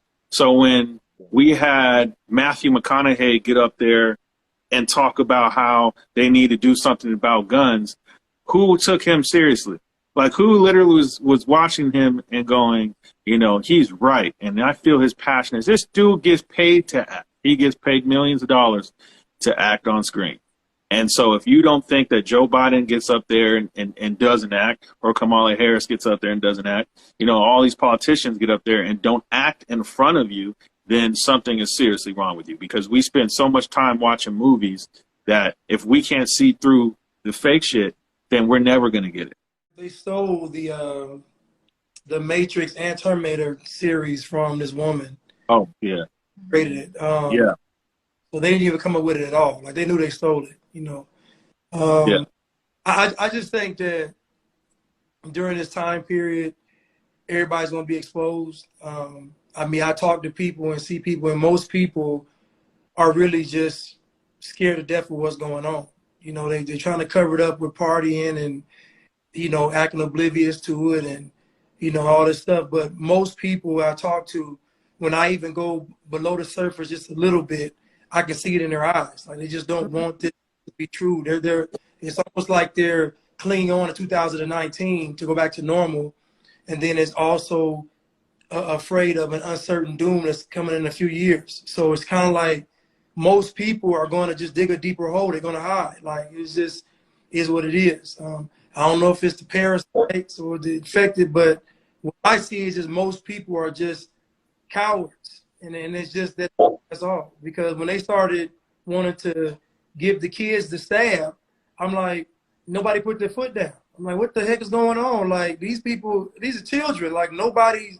And then after you don't stick up for the children with the stab, you turn around and say, okay, let's have abortions. Like, it's just crazy. So I just think folks just cowards, man. I mean, and to me, I never would have saw none of this stuff had this stuff never happened, though. So I can't say it's all a curse. It's a blessing in it, too, because a lot of people are waking up, at least to see what's going on. At least, I guess, you say break the cycle, break the loop. So it is a good time to be alive, but it's also a character revealing time as well. Yeah. Yeah, I mean, yeah, you definitely want to break the loop so that you can move on from this level of the game. You know, I feel like there's so many other levels to explore, and the parasite's just trying to keep as many souls here as possible. And I don't think there's any new souls coming in. I feel like souls are like, nah, I'm not coming into this because it's so much recidivism that, you know, it just keeps looping, and it would be no point. Like she said, there's no creation at this point. Parasites can only mimic and flip. So, you know, they just flip the words, change the meaning, or they can't create nothing. So they just flip, and that's it. They just mimic and flip. That's all they do. So I think that we're at that point now where it's reached that threshold where there's just so much stagnation, and if, you know, the body's mostly water, so you look at it like parasites thrive in stagnant water. So like wherever there's stagnation, you're gonna have parasites, and creatively, however, it's just reached that stage. You look at anything, when it gets overly masculine or overly feminine, it stagnates, and then you have parasites taking over. So that's where I feel like you got the tranny agenda and transhumanism coming, and I feel like it's all due to stagnation. There's no more creation at this point. Like there's no more souls coming in. I feel like it's all beings. They're beings still, but they're not souls. That's true. And yeah, I totally agree with you about the souls and the people being just like bodies. Because even the Gnostics, they were this cult, like mystery school, like in Egypt and things like that. The Gnostics, they talked about how there was a whole bunch of artificial beings coming into the planet. They were like, these people aren't human. They're like, there's no soul in them. And I can see it myself. You know, you look inside people and you just look at them and it's like, there's nothing there. There's nothing. Yeah. There's nothing to latch onto. There's nothing for me to like resonate with them. So I just know there's nothing. You know, people ask me, how do you live in LA? How do you handle it? How do you hear around these people? I'm like, I don't associate with the dead, which is how I can't, there's no amount of facade, unless I'm getting a check from them, I can't associate with that. I completely surround myself with people who are at least do not act like slaves. Because if you act like a slave, guess what? You're going to be a slave. So if you want to break a loop, don't let these people drag you down in their energetic field, because they're going to drag you down.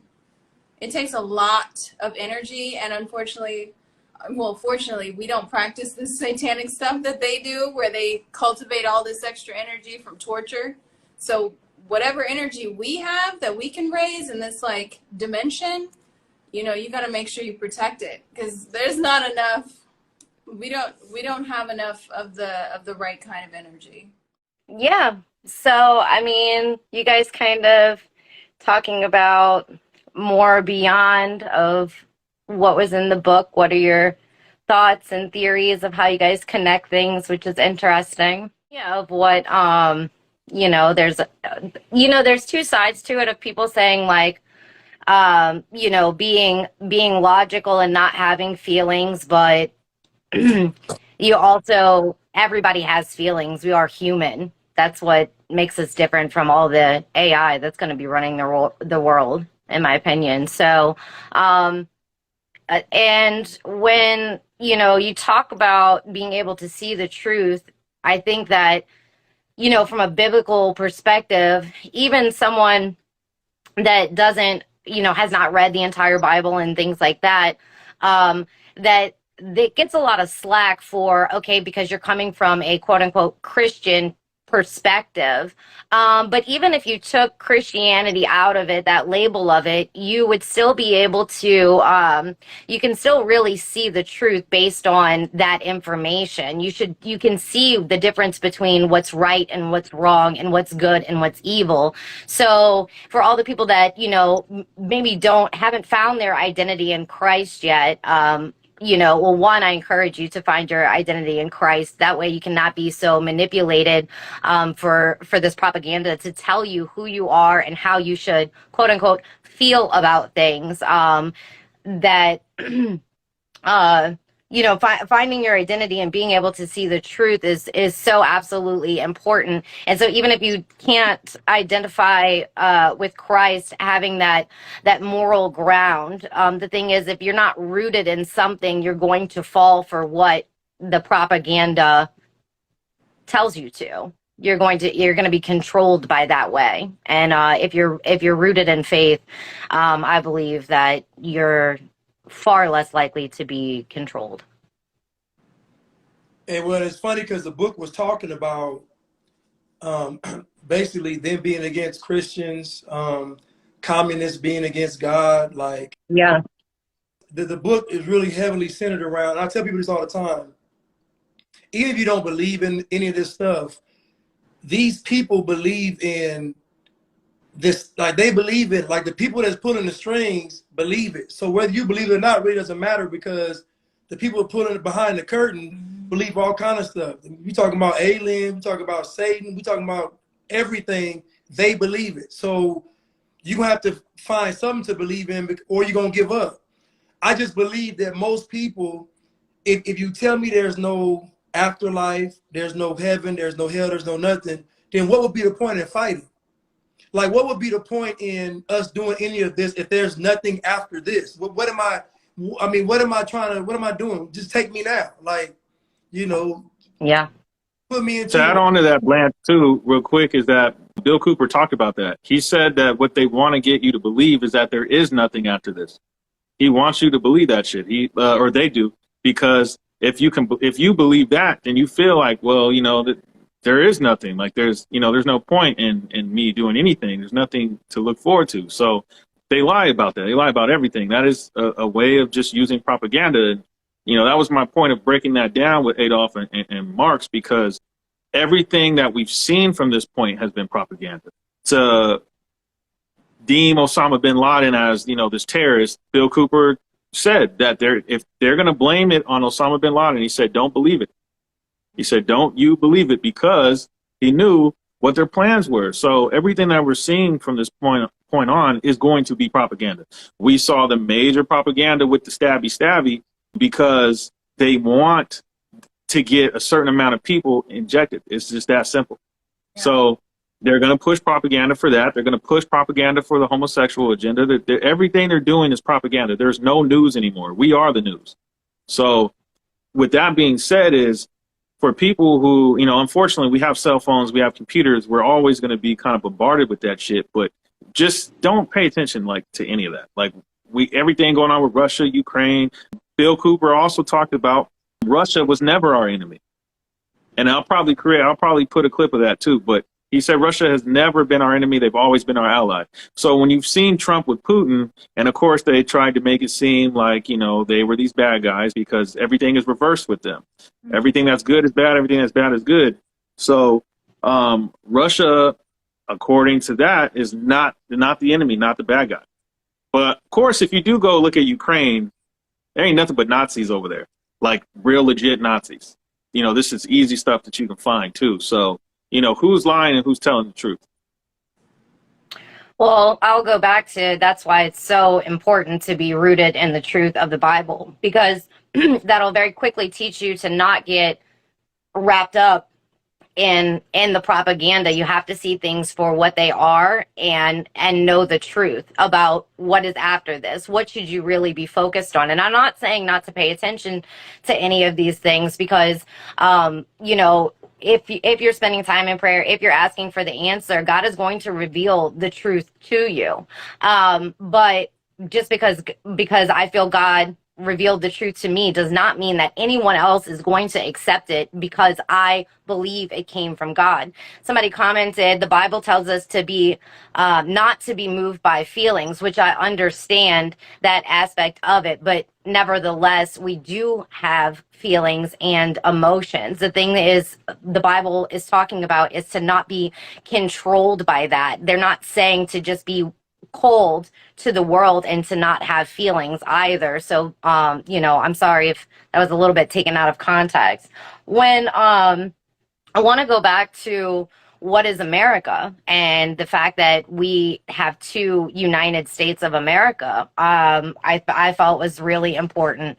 And then just going from that point and talking about the truth is that when you do spread the truth, it needs to be documented truth. So we can circle all the theories of how, where there's the empty vessels and people putting souls and things like that, because I too have thought those things. I said, you know what, because we were told that there's only going to be 144,000, that maybe we're the same kind of recycled souls, because no one is going to heaven until judgment day. And so I've thought that myself. I'm going back to the two Americas, and a lot of people just continuously asking, what is the solution for the dilemma that we're in? And it's two answers. One is find your identity in Christ so you can't be tricked. And two is to become a sovereign person, to release yourself from the corporation of the United States, I believe would be the best answer.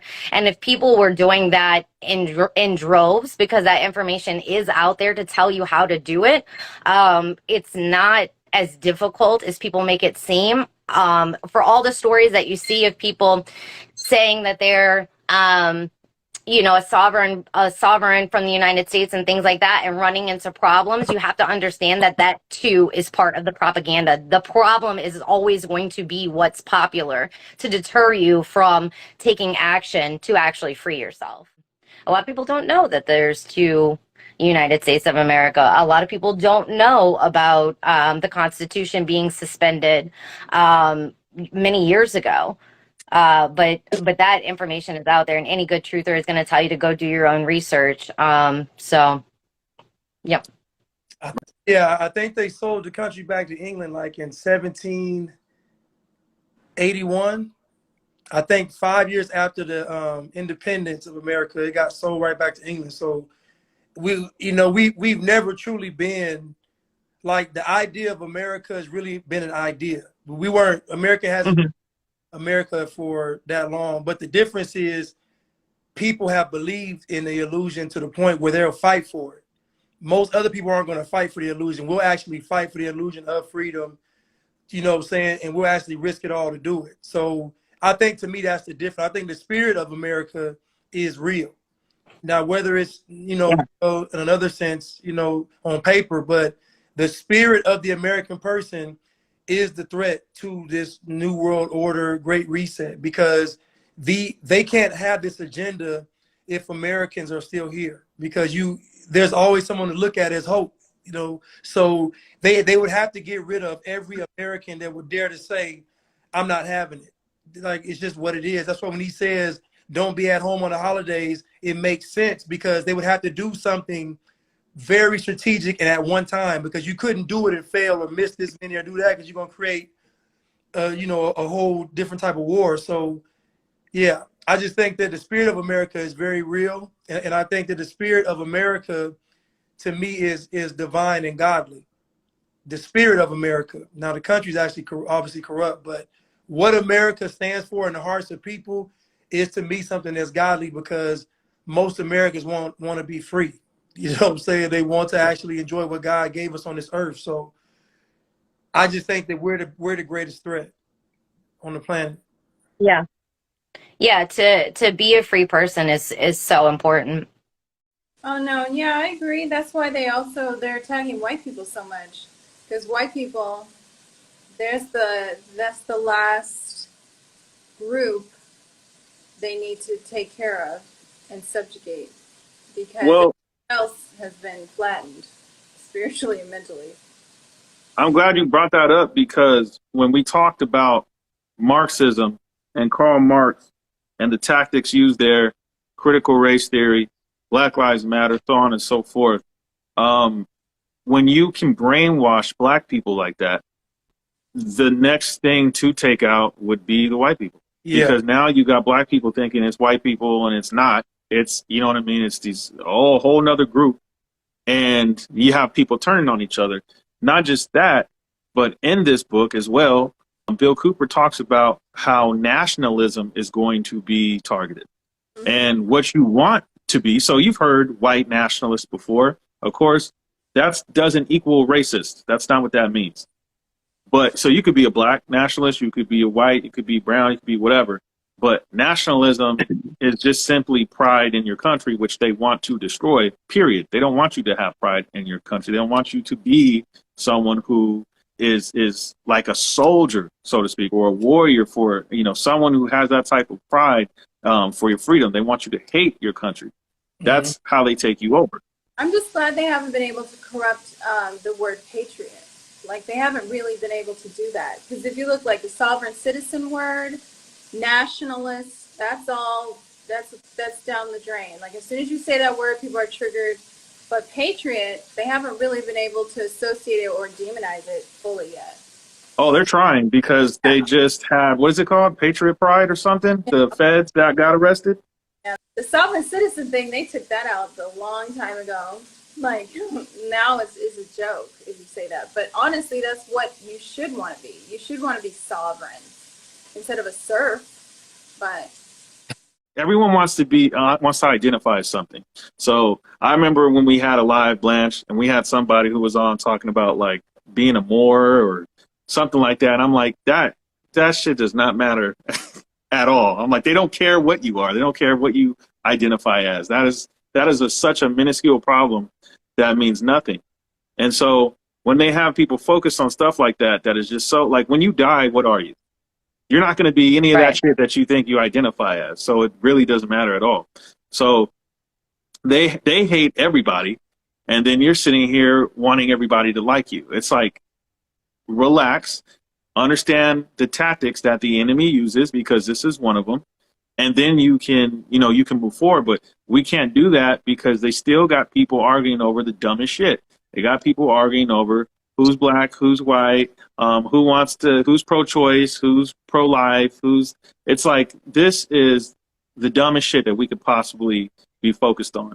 And, I would encourage that people don't focus on any of it. Turn the TV off, turn the news notifications on your phone off. All this stuff does not matter, because at the end of the day, when you lose your life, this physical life, what color your skin was is not going to matter. I just want to know, January 6th does matter. I got into a huge argument about that. I was like, so when you don't have power this winter, are you really going to be worried about who sat at Nancy Pelosi's desk? And they were like, what the heck? That's a great point. That is a great point, because people don't understand that's coming. And that's my point. It's just like, they were doing the whole Black Lives Matter and, it's only when, a white person kills a black person. And it's just like, dude, I'm not worried about white people. I'm just not. That is not something that I leave my house worried about. I'm like, now, I'll tell you right now, I work security. I work security in an area that a couple of years ago was really bad. Now it's getting a little more gentrified, but nonetheless, you still get those people that come around.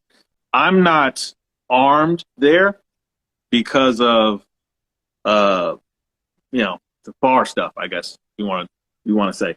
Yeah. Now, but I was talking to somebody and I said, what would you prefer? Would you prefer me to be armed or unarmed in this fucking area? And they said armed. And I said, exactly. So when you see all this propaganda about take away your guns and you don't need this and you don't need that, remember that shit. Remember that you need somebody armed to keep you safe if you're not going to be the one who's armed. Because now, if you don't control the guns, who controls them? So in this book, Bill Cooper talks about that. Again, there's literally a whole section about this. He talked about Project Orion is what it's apparently called. And that's where they use these drugs or whatever for like these youth, which is what we're seeing shooting up the schoolyards, and that Americans will willingly give up their arms. So when I've had conversations with a couple of people over here regurgitating the shit the TV says, talking about, we don't need an AR and a this and a that. Okay, well then who does? Because if they take that from you, guess what? Somebody's got them. If I go to Blanche and if I take his wallet, guess who has his wallet? Not him. So if someone is controlling something, which is gun control, which has been used by Hitler and all these other communist dictators, when someone controls something, that means that you don't control it. So this is something that only logical people, I guess, understand, because when I've had these conversations, the same thing about abortion and all this with other people, they don't get it. They just sound like the TV to me. So this is a reality that we have to deal with. And when you see abortion and they bring up the talking point, for an example, like, well, what if somebody got raped, which is such a very, very, very small portion of what happens when it comes to abortions. If you don't understand Planned Parenthood, who created that, started that, the people behind that, what that's used for, and you're just over here regurgitating the shit on the TV, these are the NPCs that we were talking about. These are the parasite people that we were talking about. The people that get taken over by Mr. Smith in the Matrix, because we share, unfortunately, a planet, if we're even on one, who knows at this point. We share this space with people who are just far gone. That's just pretty much how it is. So if you can come to that understanding, then you can move forward. If you can come to the understanding that, hey, some people eat meat, some people don't. The people who eat meat are probably going to be a lot sicker than the people who don't. Just come to that conclusion and move forward. I'm trying to come to the conclusion of how we can start using these people. Like, you know what I'm saying?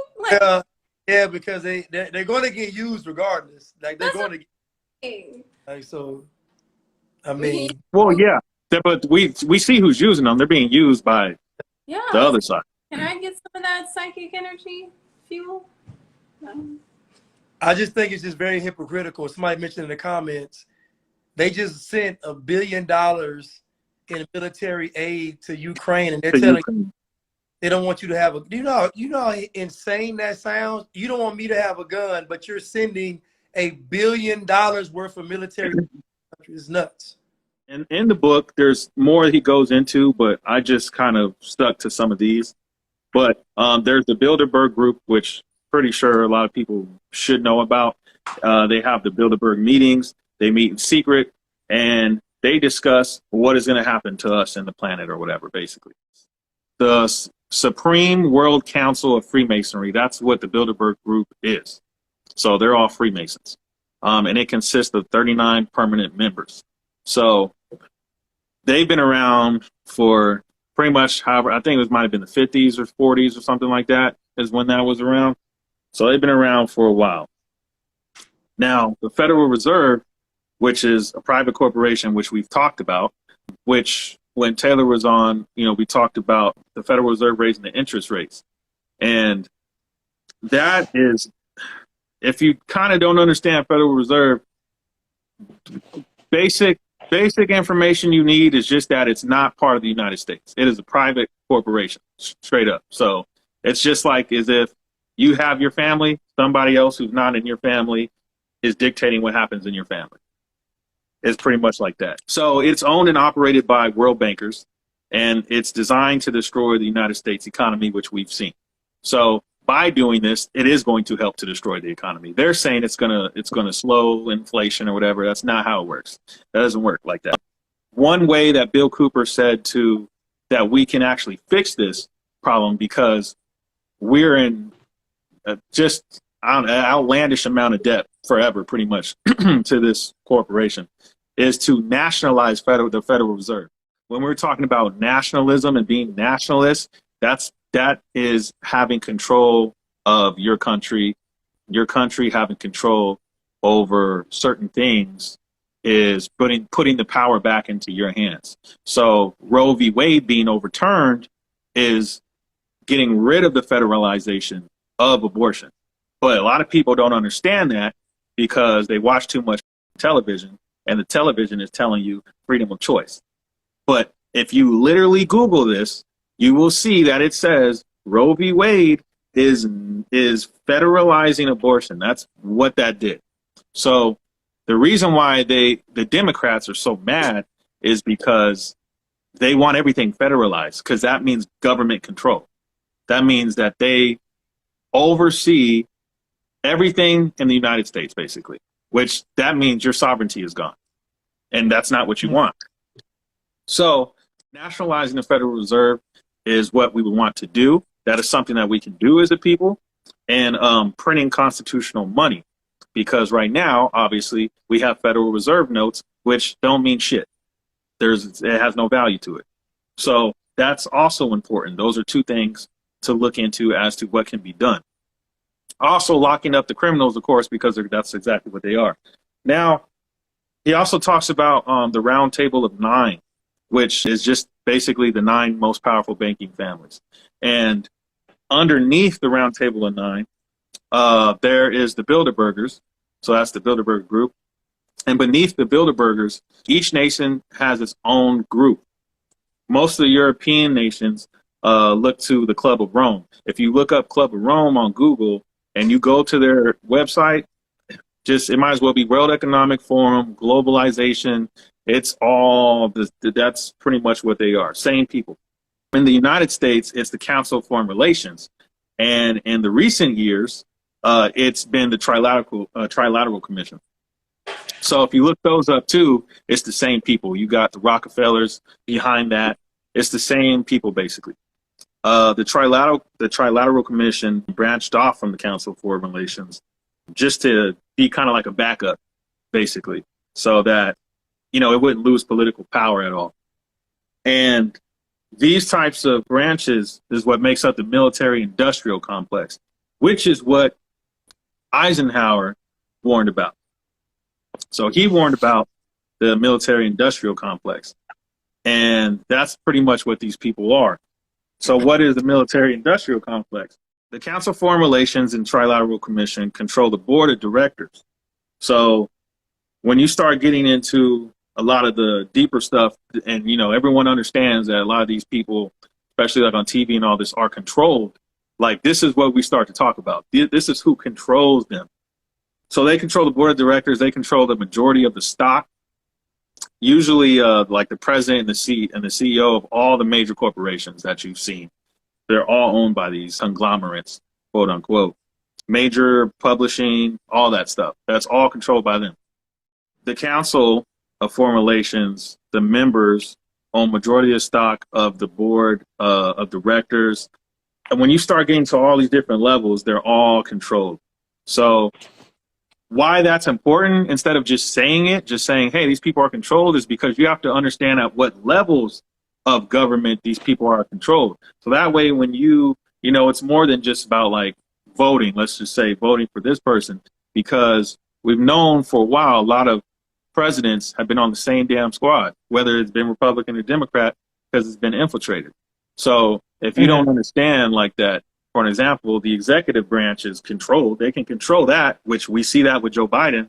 One of the things that Bill Cooper says is we control the Congress, like as in us, by voting. So the voting for that matters, and we're already seeing actually a lot of that. A lot of people are talking about this, red tsunami and red wave that's coming, and that's why you've seen a lot of, like, let's say Republicans win at the lower levels, but not at the higher level, like presidency, because they've manipulated that. I just want people to know that, that is part of the trek. What you can do is find out who is an authentic person who is running. You have to be involved from the jump, because the people that are already in office and the people that are controlled are going to be backed by a lot of dollars. And they'll tell you, oh, the race is between these 2 people, when really there's another 5 or 6 or 8 people that's in the race. You have to do your due diligence and stop expecting people to hand you the answers. Go look. Go look. If you're tired of the way that things are, go look. You might not be able to change the master plan here or some evil corporation there or whatever it is, but you can start simply in your own house, in your own town. You can make a difference. And I know that 100% because that's what I've been doing for the past 5 years, is making a difference in my own town where we lacked help from FEMA, from the government, and all this other stuff with disasters going on. When we wanted to bring information about human trafficking and how, we're so close to interstate. If you get kidnapped here, you can be in another state and at the port of either the port of New Orleans in 10 minutes. You can be out of the port in Mississippi in 45 minutes. It's not that far away. Stop waiting for someone on the internet to tell you what to do. You're a smart person. Everybody that's listening, you are smart individuals. It doesn't matter what you look like, if your hair's done, what color you are, none of that shit matters. What matters is where you are. And if everybody put that same energy into where they are, things would definitely change. You can take back your control. You can give affidavits to the people. You can collect bonds on the people that are corrupt and running your city. You can do all of those things. I do want to bring up, I don't know if the perfect drug is in here, but she's going to laugh at me for saying Telegram is a place where you can really speak freely. This man, Dave, I call him Constitution Dave, he teaches people how to form an assembly and how to become a free person. He knows he can help you with affidavits on, changing things in your own town. You only need 2 or more people, and he will come to you and help you form assemblies in your town.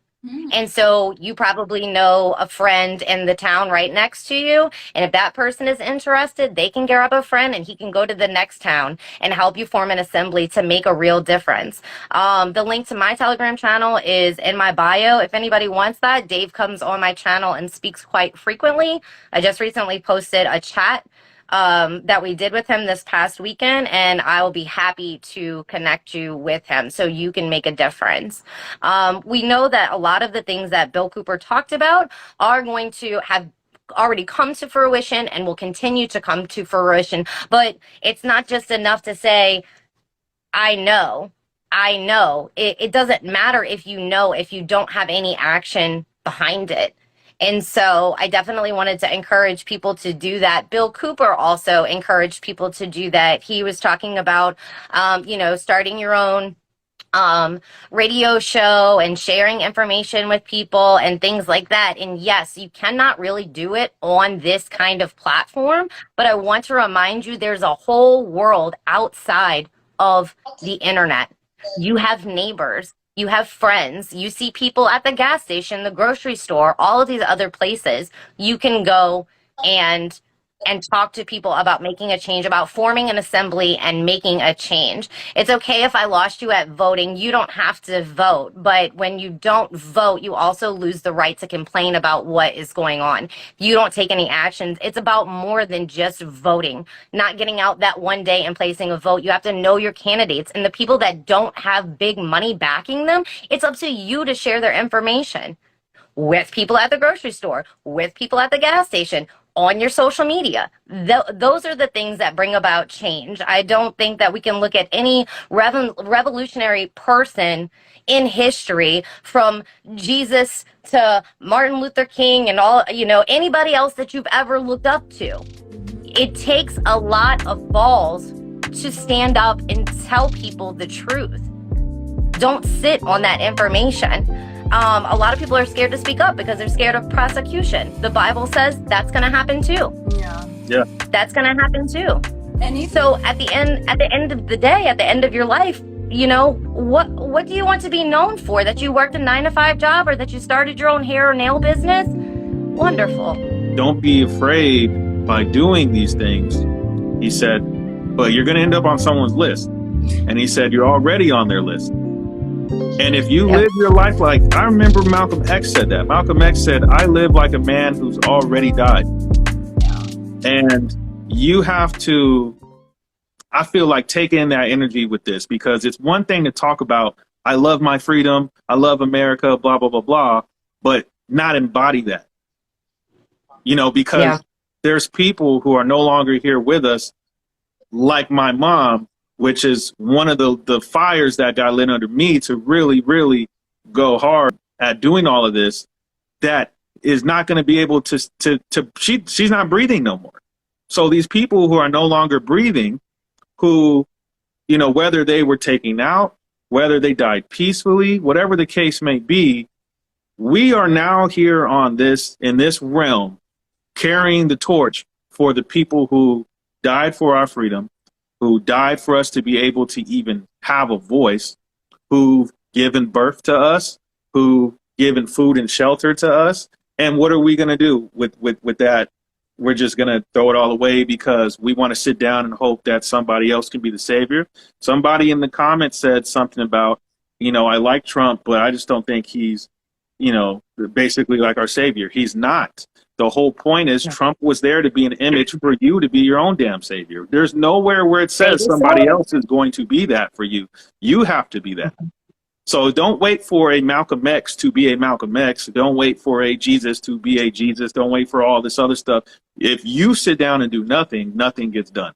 I've realized that in my own life without having my mom around, who I used to do so much stuff with, that I have to do literally every single thing by myself. I don't have help. I don't have a partner. I don't have none of that. So understand that you're going through life solo like that. Now you can have people like we are here together, but you don't, what I mean? They're not with you every single day. They're not with you in your life. I don't know what the three of you guys have going on tomorrow. I don't even know what I have going on tomorrow. But my point is that we are here together to talk about solutions and what we can do and spread the information. And that is the important part. And that's why I said before, there should be no infighting about who eats what or who likes what music or none of that. That means nothing at all in the broader picture. So it is important going forward to understand that there are things you can do, but you have to make that step first. Let's be honest. If Malcolm X, Jesus, or any figure appeared, y'all wouldn't follow him no way. So what difference do it make? You wouldn't listen to him because they bring y'all the truth. So people always have these, it's excuses. People say, if the whole system is rigged and everything is stacked against you, then what are you going to do? You just tell me you're going to give up. That's what I'm talking about earlier. What are you going to fight for if everything is stacked against you? You're not going to fight. So when people even tell me what not to do, don't do this, don't do that, to me it's BS. I know deep down inside, you're looking for a way out. You're looking for all these excuses so you can dig that hole deeper, sit there and hide, and then wait for the same savior that you claim don't exist. Because in the end, saved today. Trust me, in the end. So whether you believe in Jesus or not, I guarantee in the end you're going to be praying to somebody. Because what these folks got planned is sheer death, damnation, and destruction. Yeah, and I always say, look, I'd rather be taken out at the beginning than hide somewhere, or being a SEX slave somewhere in China. This is a real possibility. Trafficking, these people are real. These people are demonic. That's why Bill Cooper, he knew he wasn't going to go and be arrested because they knew where he was going to be taken. Thank you. There was no going back. Right. There's no warrior spirit in the world right now. It's so just blah. It's come on now. Let's have some dignity. Do not act like a slave. Have some dignity. Have basic. These are basic dignity things. And that's the problem. These people, and then if people say don't vote, it's oh, wow, you figured it out. Right. Okay, now what? Now on top of that, let me tell you who is going to vote. They are. The Democrats. They're going to vote. They're going to vote for themselves. They push it nonstop. Push it because it's not just a physical act. It's also a metaphysical act. It's a declaration. It's you saying on a piece of paper. It's a ritual saying, I do not agree with this. This is what I agree with this. This is what I want to represent. Yep. So on every level, there is some action you need to take. Figure it out, but don't just be like, oh, it's all a sham. It's two wings on the same bird. Okay, and you're sitting there eating that bird. It's ridiculous. It's ridiculous. I don't like the excuses. Do something, like burn the ships. Well, the power is in the people. We hear that a lot, but it is the truth. And Bill Cooper also mentioned that. And the reason why I bring that up and I say that it's important that Bill Cooper mentioned that is because he had access to these documents of what these plans were and what they were going to do. So if he saw that there was no way out of this at all, then he probably would have said it. But that's not what he said. He said there is. But it still all comes down to us doing something on our ends about it, and not just, obviously listening to our lives and then taking in the information and being like, yeah, that was good. That was cool. Okay, what are you going to do with that information though? Because every time that we show our face and we get on this platform, especially, we're putting ourselves, our jobs, everything at risk. And in his case, he put his life at risk to put out what he put out. And we're here talking about this based around this book, but had he not existed, then would we even know what we know? Exactly. Right. They're just going to counter the votes or rig the election. Okay, then go out there and start mind controlling all these NPCs so they become moral individuals who will not allow, because you can't exist in a condition if you don't allow it. Like, you can't be a slave if you don't act like a slave. So if everybody just stops acting like this, like even in San Francisco, they just recalled one of their DAs. If it was impenetrable, they wouldn't be fighting this hard. They wouldn't exactly. Need they would just turn your phone off and tell you to sit down. They obviously know something you don't. It's accountability. I'm sorry. It's action and it's accountability. So we, this outside world that we're living in is, even we are being conditioned to not speak the truth. And then that if we don't speak the truth, that means that we're not holding anyone accountable. Right. Okay. But as people, we are supposed to hold each other accountable. Like, if you're on this live and you're telling me all of these things, but then, I see you personally and you're doing the opposite of what you say you're about, or just ridiculous behavior in general. We're now conditioned to where we feel as though we can't speak up and we can't speak out against something. Blanche does this really nicely when he's like, if you don't say that you're against something, then you're consenting to it. And I always love it when he says that, because that's so important. If you don't speak out, if you don't tell the truth, if you don't say this behavior is not okay, this is not going to be tolerated, or let people know when they're messing up, if you don't try to start pulling these souls back to the good side, then we're in a very uneven battle. I don't think that there is this large majority that's really lost. I think it's media driven and propaganda driven. For everything else they do is they take this small, minute percentage of the population that has this one problem, this one thing, and then they tell everyone about it. If it wasn't for the news, would we know about transgender people? No. Would we know about them? Like, what would we know about that? I mean, we've seen cross-dressers, because that's what they were for the longest time, right? Like our whole lives, we've seen the cross-dress, kind of, you see one here, there. I'm in New Orleans, so I've seen a lot of them, unfortunately.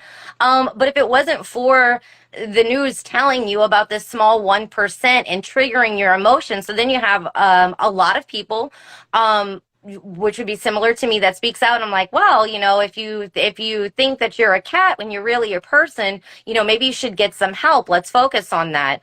As a community, I think, again, taking action, you're going to hold people accountable and you will start to develop change for things. But we've let the school system raise our children. and that's for a very long time. The school system, I can't say that I'm a product of being raised in the school system, because I hated school.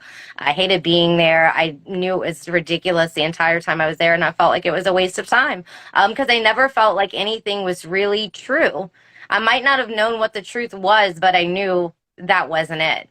And so it's very difficult now having kids that are in school and not being able to homeschool them. Thankfully, they're in really good schools to where they can learn about things like the two buildings that fell. And then when they're done with that lesson, I could say, well, let me tell you the real story. Or they learn about that thing in the sky and how people were there. Let me tell you the real story. And so, but to me, that's being an involved parent. Even if you can't afford to actually homeschool your children, you could still be honest and truthful with the kids. They need it. Talk about the fact, and we really need to start as everybody drilling in to understand that it's not about us, it's about these kids, because they are the only thing that's relevant to the New World Order right now. We're barely, like, they already know we're not going to do anything anyway. So, Well, I'll do you one better, though. I'll do you one better. The kids are us. I mean, you're just, it's a cycle. You have kids, they have kids, they have kids, they have kids. So what are you leaving them? Are you leaving them to be ran by pedophiles and Satanists? I mean, the abortion thing, which I'm going to post about too when I get off of here, is the Satanic Temple are for abortion. It's a ritual sacrifice that they do. They like abortion.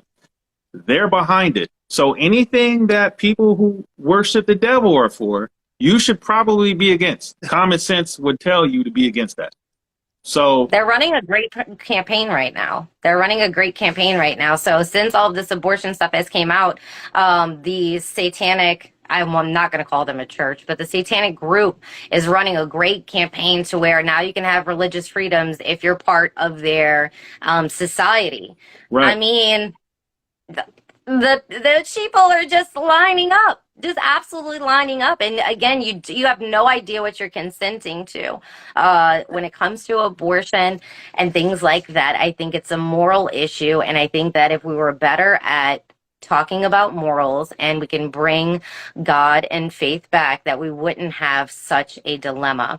I also, even though, would never in my life have one, it is up to people's choice, just like it's your choice in everything else you do in life. My qualm comes with the government being involved.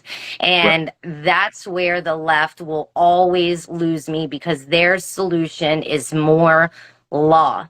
More law. You talk about gun control. You have a right to have a gun. It doesn't matter how many laws you make on guns. Criminals don't follow laws. Stop being stupid. They don't follow laws. And the police, we push the police out. We've mistreated them. And so now who is going to help you in the event of an emergency? You've literally shot your own foot. You shot your own foot. who's going to come help you when your cousin's high on pills? Just trying to get you. Exactly. Did you guys see I'm sorry to distract, did you guys see the article about Miami having a campaign for buying guns so they could send them to Ukraine? Yep. I saw it. I love that. I love there's That's got to be part of the Build Back Better plan. they're sitting. Yeah. And I love the people who are like doing that, because they're sitting it so white people to protect themselves. It's like, No, well, hold on, though. Who's to say they're even sending them to Ukraine? I know. Right. Exactly. Right. They could literally just be pocketing all those. They're not sending that to Ukraine. Ukraine's done. Ukraine's over with. They're just taking your guns. That's all it is. Right. So you can't, That's right. you can't fall for that crap. Anybody who tells you that, it's going to be for good use. Those are the people that never use stuff for good use. Anybody that brings their gun to be sent to Ukraine with that program, I'm going to say that that's your mental wellness check right there. You shouldn't have a fucking gun anyways. Right. I agree. Disarming liberals, that's fine. I guess it's okay to disarm more liberals. I just So I think- wanna- Exactly. Maybe there'll be less crimes. I don't know. So I want to go over this real quick, and then we'll close out, and then we'll talk about doing our part 2. But Well, hold on though. But the hypocrisy of literally praising the Ukrainians for using guns, and then telling us they don't. I'm like, who can y'all see what's really? It's baffling my mind. They're literally praising the Ukrainians, citizens, for having guns to defend themselves. They're getting praised for it. You really doing vigilante justice, really, because Ukraine has a military.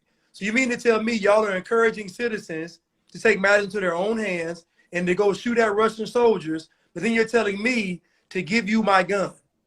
No. Really, the hypocrisy. Their minds are so warped. There's nothing. I remember America first. I Put remember America first. something about that trying to ban ARs, and I literally went the next day and bought one. Like I said, if y'all want to ban ARs, I got to have one. Whatever they want to ban, I want it. That's my well, yeah. Yeah. I mean, that was talked about though. He said they're going to start taking away certain guns. Bill Cooper, of course, and it's like, yo, you're seeing this in real time. So, I was talking to somebody about the Uvalde stuff, and then she was like, it's sad or whatever. And I said, yeah, sure, it's sad. People die in false flag operations.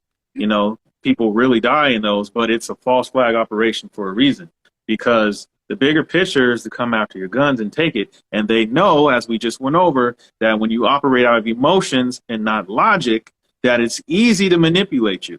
So Yeah. you can't fall for that shit. That's why we've seen so many mass shootings, quote unquote, back to back like that, because they go from one thing to another thing. Abortion was about federalizing abortion. That's control of the population. Then it's about the guns, gun control. Well, we already know what gun control is. You disarm the people, you can control the people. Joe Biden was talking about voting rights and how black people just don't have the right to vote or whatever. Some bullshit he said that was stupid. That was about federalizing elections. Mhm. So everything they're doing is throwing it to the Fed so that they can control America. It's that simple. And that's some of the stuff I'm going to get to, but I wanted to go over a couple of notes real quick that are they're quick. They're quick little points that I want to leave everybody with before we log off. This is stuff that Bill Cooper had said, or that's in the book. So I'm just going to be reading it off of this. He said that the elites believe that through their technology, okay, because they're technocrats, man will become God, and they will engineer, just like Hitler tried to do, a super race that will live forever. And this is the same men behind it as there were when Hitler was around. So we talked about how they implemented into our government. Their goal to bring about the New World Order, and as they solidify their control, everyone will be given a choice and be presented with a one world religion. And I don't know if you guys have seen, but they are actually doing that right now. They're creating a one world religion. If they refuse, they will be executed. Okay. So that is also something we see happening. If you're Christian, you will be required to denounce Christ and join the New World religion, which I'm pretty sure anyone who's Christian on here is not going to want to do. So this is another reason why you need your guns. Federal Democracy of the District of Columbia. Okay, once again, the word federal, that's important to understand. They fund the congressman. A foreign government funds certain politicians. So when you say, yeah, you work for me, no, they don't. They do not work for us at all. You need to make sure that your money is actually going to these people, because they are getting funded by the Fed. So they don't have to work for you at all. They're going to work for the New World Order. Talks about the war on drugs and how that was created. That created a police state where, without a search warrant or court order, they can confiscate items, your house, your bank accounts, possessions, etc., and auction those off without ever pressing charges. So that gave it a green light to be able to do pretty much whatever they want. So it also goes into when they talk about defunding the police. And defunding the police leads to dismantling the police, which we've heard them use before as well, and then federalizing the police, which then creates a police state that is now controlled not by the United States government, but by a foreign government, such as the Fed. So this is also important because we've seen this happen with Black Lives Matter. And due to this is all political movements. You got to understand the Marxism, the tactics Hitler used and all this and everything, all the pieces come together. So he also mentioned how the United States Air Force uniforms have no United States anything on them, basically. And this was back then. So I don't know what they look like now. I haven't checked into that, but it's interesting. I want to, because I want to see what they look like. He said that the U.S. Armed Forces did not defeat those behind the Nazi regime, which I believe 100%. It was allowed to look that way by the mainstream media to make Americans believe that they defeated the Nazis. And this same regime is behind the agendas of play today, which is, as we saw, people like Werner von Braun and these others be implemented into our government. So obviously the Nazis were not fully destroyed at all. The government has been eroding gun rights, which is what we see, and other liberties and freedoms through false flags and staged shootings with crisis actors from companies such as, and you guys can check this out for yourself, www.crisiscast.com. They really have specific actors for this stuff. For this section, we're pretty much about to wrap up. The Constitution has been taken out of the school books intentionally. Also, I remember not that long ago hearing, probably about a year ago, hearing that they no longer teach cursive to kids either. And that is not because, apparently they just don't want to. It's because the Constitution is written in cursive. And if you know cursive, you can read it. And they don't even want you to have the ability to read the Constitution. So they're completely taking that away as well. The Rockefeller family owns most of the colleges and textbooks companies, which I'm pretty sure a lot of people knew already. The Federal Reserve is not an agency or a branch of the United States government. And our money is worthless printed paper, which I'm sure everybody on here knows. Income taxes get paid to the IRS, which is also not an agency or branch of the United States government. It is an agency of the Federal Reserve. So it is the collection bureau to repay our national debt to those who we borrowed it from. So we should not be borrowing money anyway as a country. When you get your refund check, it does not come from the money that you've paid in. The United States government has to borrow again from the Federal Reserve to give you your refunds, and we go more into debt. And Sounds fun, doesn't it? I'll say Yeah, go ahead. I see it in the comments. Listen, what makes you all assume that the people at the very top don't look like you? It's propaganda to think that everything evil happening on the planet is white people doing it. You don't know who's at the top. You don't know. It could be a council of people. It could be a bunch of aliens. It could be some lizards. Y'all, it's propaganda to think that it's white people doing all this stuff. When I guarantee at the very top, everybody's up there.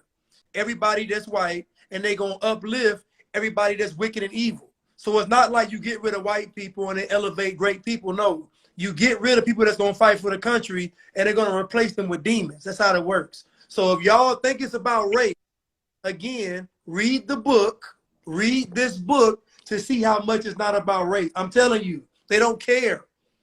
They don't care about your race, your color, your religion. They don't care. They really just want you dead because you in the way. Really, they don't care. Yep. Y'all really scum of the earth to them. Look at Nancy Pelosi and then Maxine Waters behind her.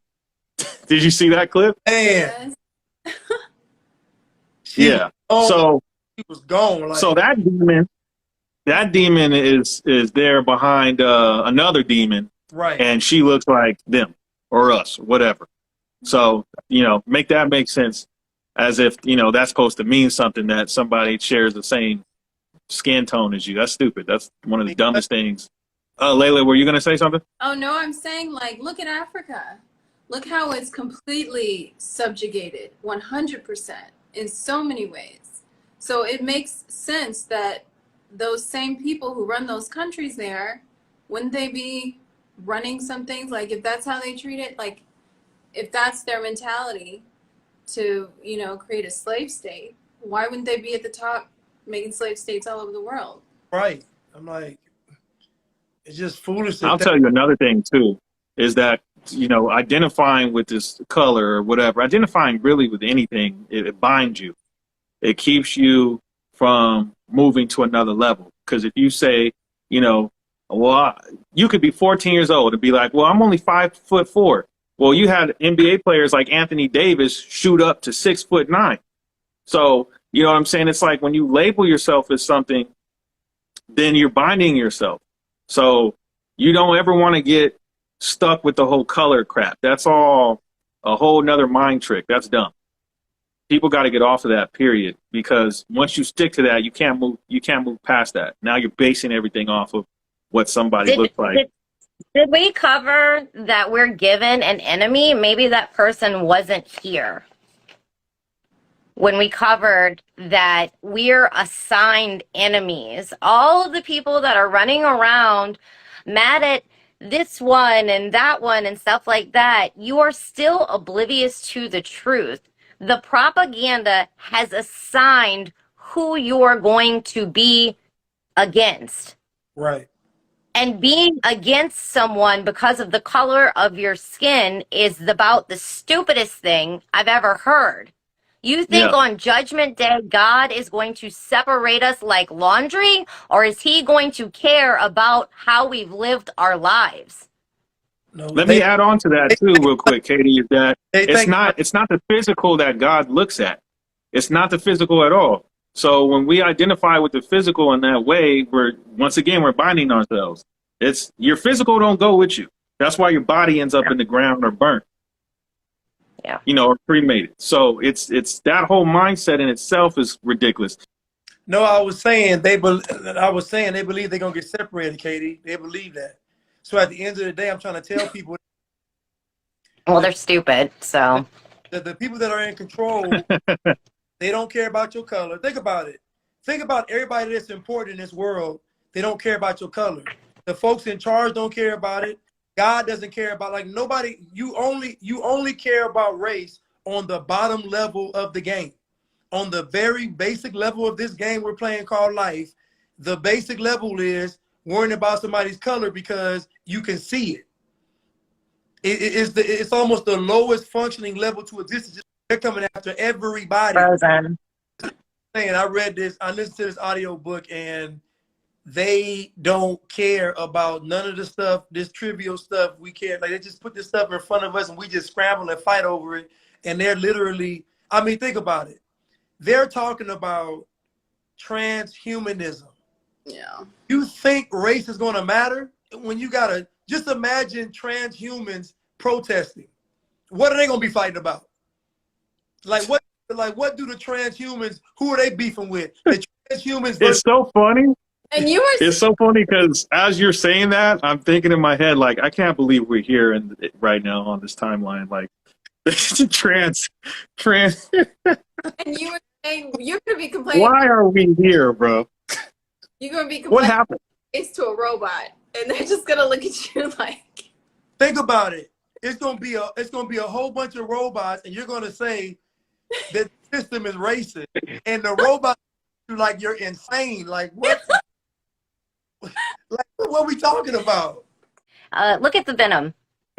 Bill Cooper talked about that too. Remember, that's how HIV got around, is through the water, and then now that's the new theory. But I don't want to really talk about theories too much. I do that as a hobby, but when you have an opportunity to speak, we have to speak in fact. So we are being poisoned from every which direction you can possibly imagine. So, which is unfortunate, but just do the best you can. But that's the thing, is we're not meant to stay here forever. It's about the salvation of your soul. Turn away from the devil and turn towards God. The right frequency, you can heal yourself if that's really what you need to do. But if you're hanging out with the low-level energy beings at the club, you're not going to be able to heal yourself. So Let me finish this up real quick. I'll wrap it up, and then we'll close out. Okay. On that same note about the Federal Reserve and all that, He said that if we started printing $100 bills right now, and this is obviously back then, so I'm sure it's a lot different now, with all the money printing presses at our disposal and printed money for 24 hours a day, every day, forever, we could still never pay off the national debt because we cannot print the money fast enough to even catch up with the interest on the unprinted amount. So when we were talking about our children and their futures, that this is pretty much what we're looking at if we don't turn this around, is a forever day, you're forever a slave. Our nation is owned by the European banking interests who own the majority of the stock in the Federal Reserve. So Federal Reserve is one of our main, if not the main enemy of the United States, because economically, if you're in debt to somebody, like if I owed Blanche $1,500, you know, there's no escaping that.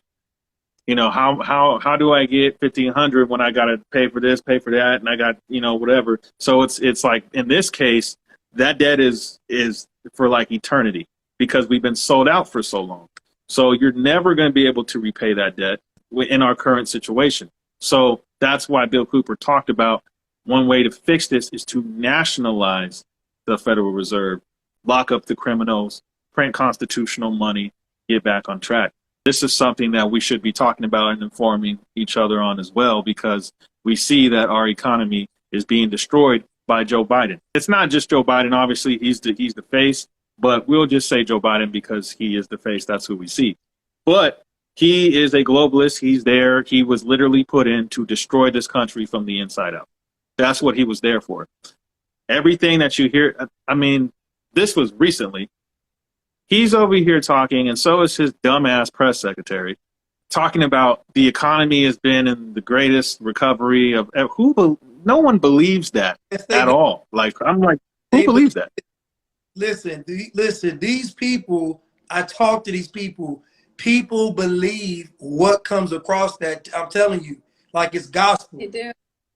It's like it, and I say, you can't see what's going on, and they still argue, and they still blame Trump. Do you know? He's a misogynist. I was told that the other day. He's a misogynist. So. They believe everything on that. Yeah, it's because they believe it. I mean, this is what we talked about with the propaganda. The propaganda is the same propaganda being used by Hitler's regime and by Karl Marx and these people. So these dumbasses, like especially like a lot of the younger youth, they watch too much TV. They're too like involved in social media. They have no thought of their own. They're too implemented into culture, and so they don't think outside of the box. They think whatever is on the TV, you know, it has to be real. It has to be true. So we have that issue of a massive brainwashing in this country, because if you look outside of the country, a lot of people will be like, you know, that news ain't real, or this didn't happen, or that didn't happen. It's literally only propaganda. Look at the news, CNN, MSNBC, Fox News, any of these organizations, they're all owned by certain people, small group of people.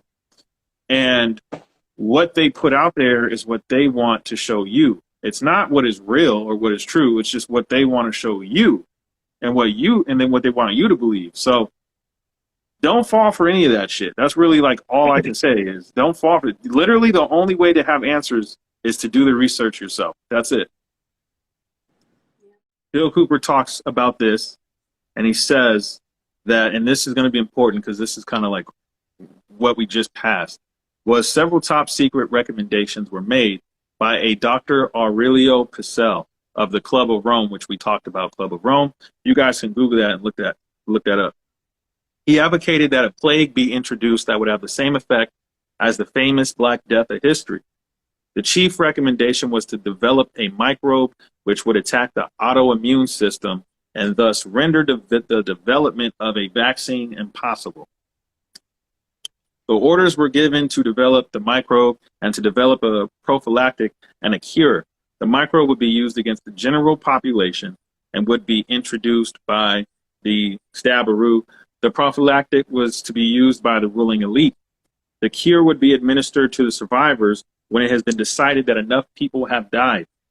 The cure will be announced as newly developed when in fact, if has existed from the beginning. This part is part of Global 2000, which could be, I guess, similar to like Agenda 2030 or 2020, that type of thing. The prophylactic and the cure are suppressed.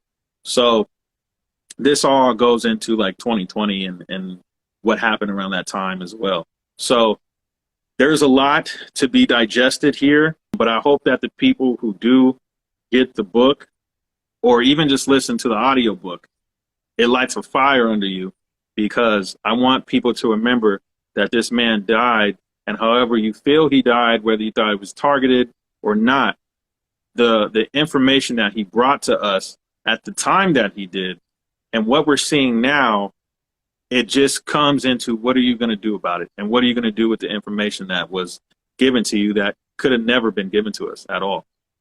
And instead of waiting for a Malcolm X, Martin Luther King type of symbol person or a Trump, be that every day, and actually make a change, whether small. You got to start out somewhere, but what we're doing right now is a good start.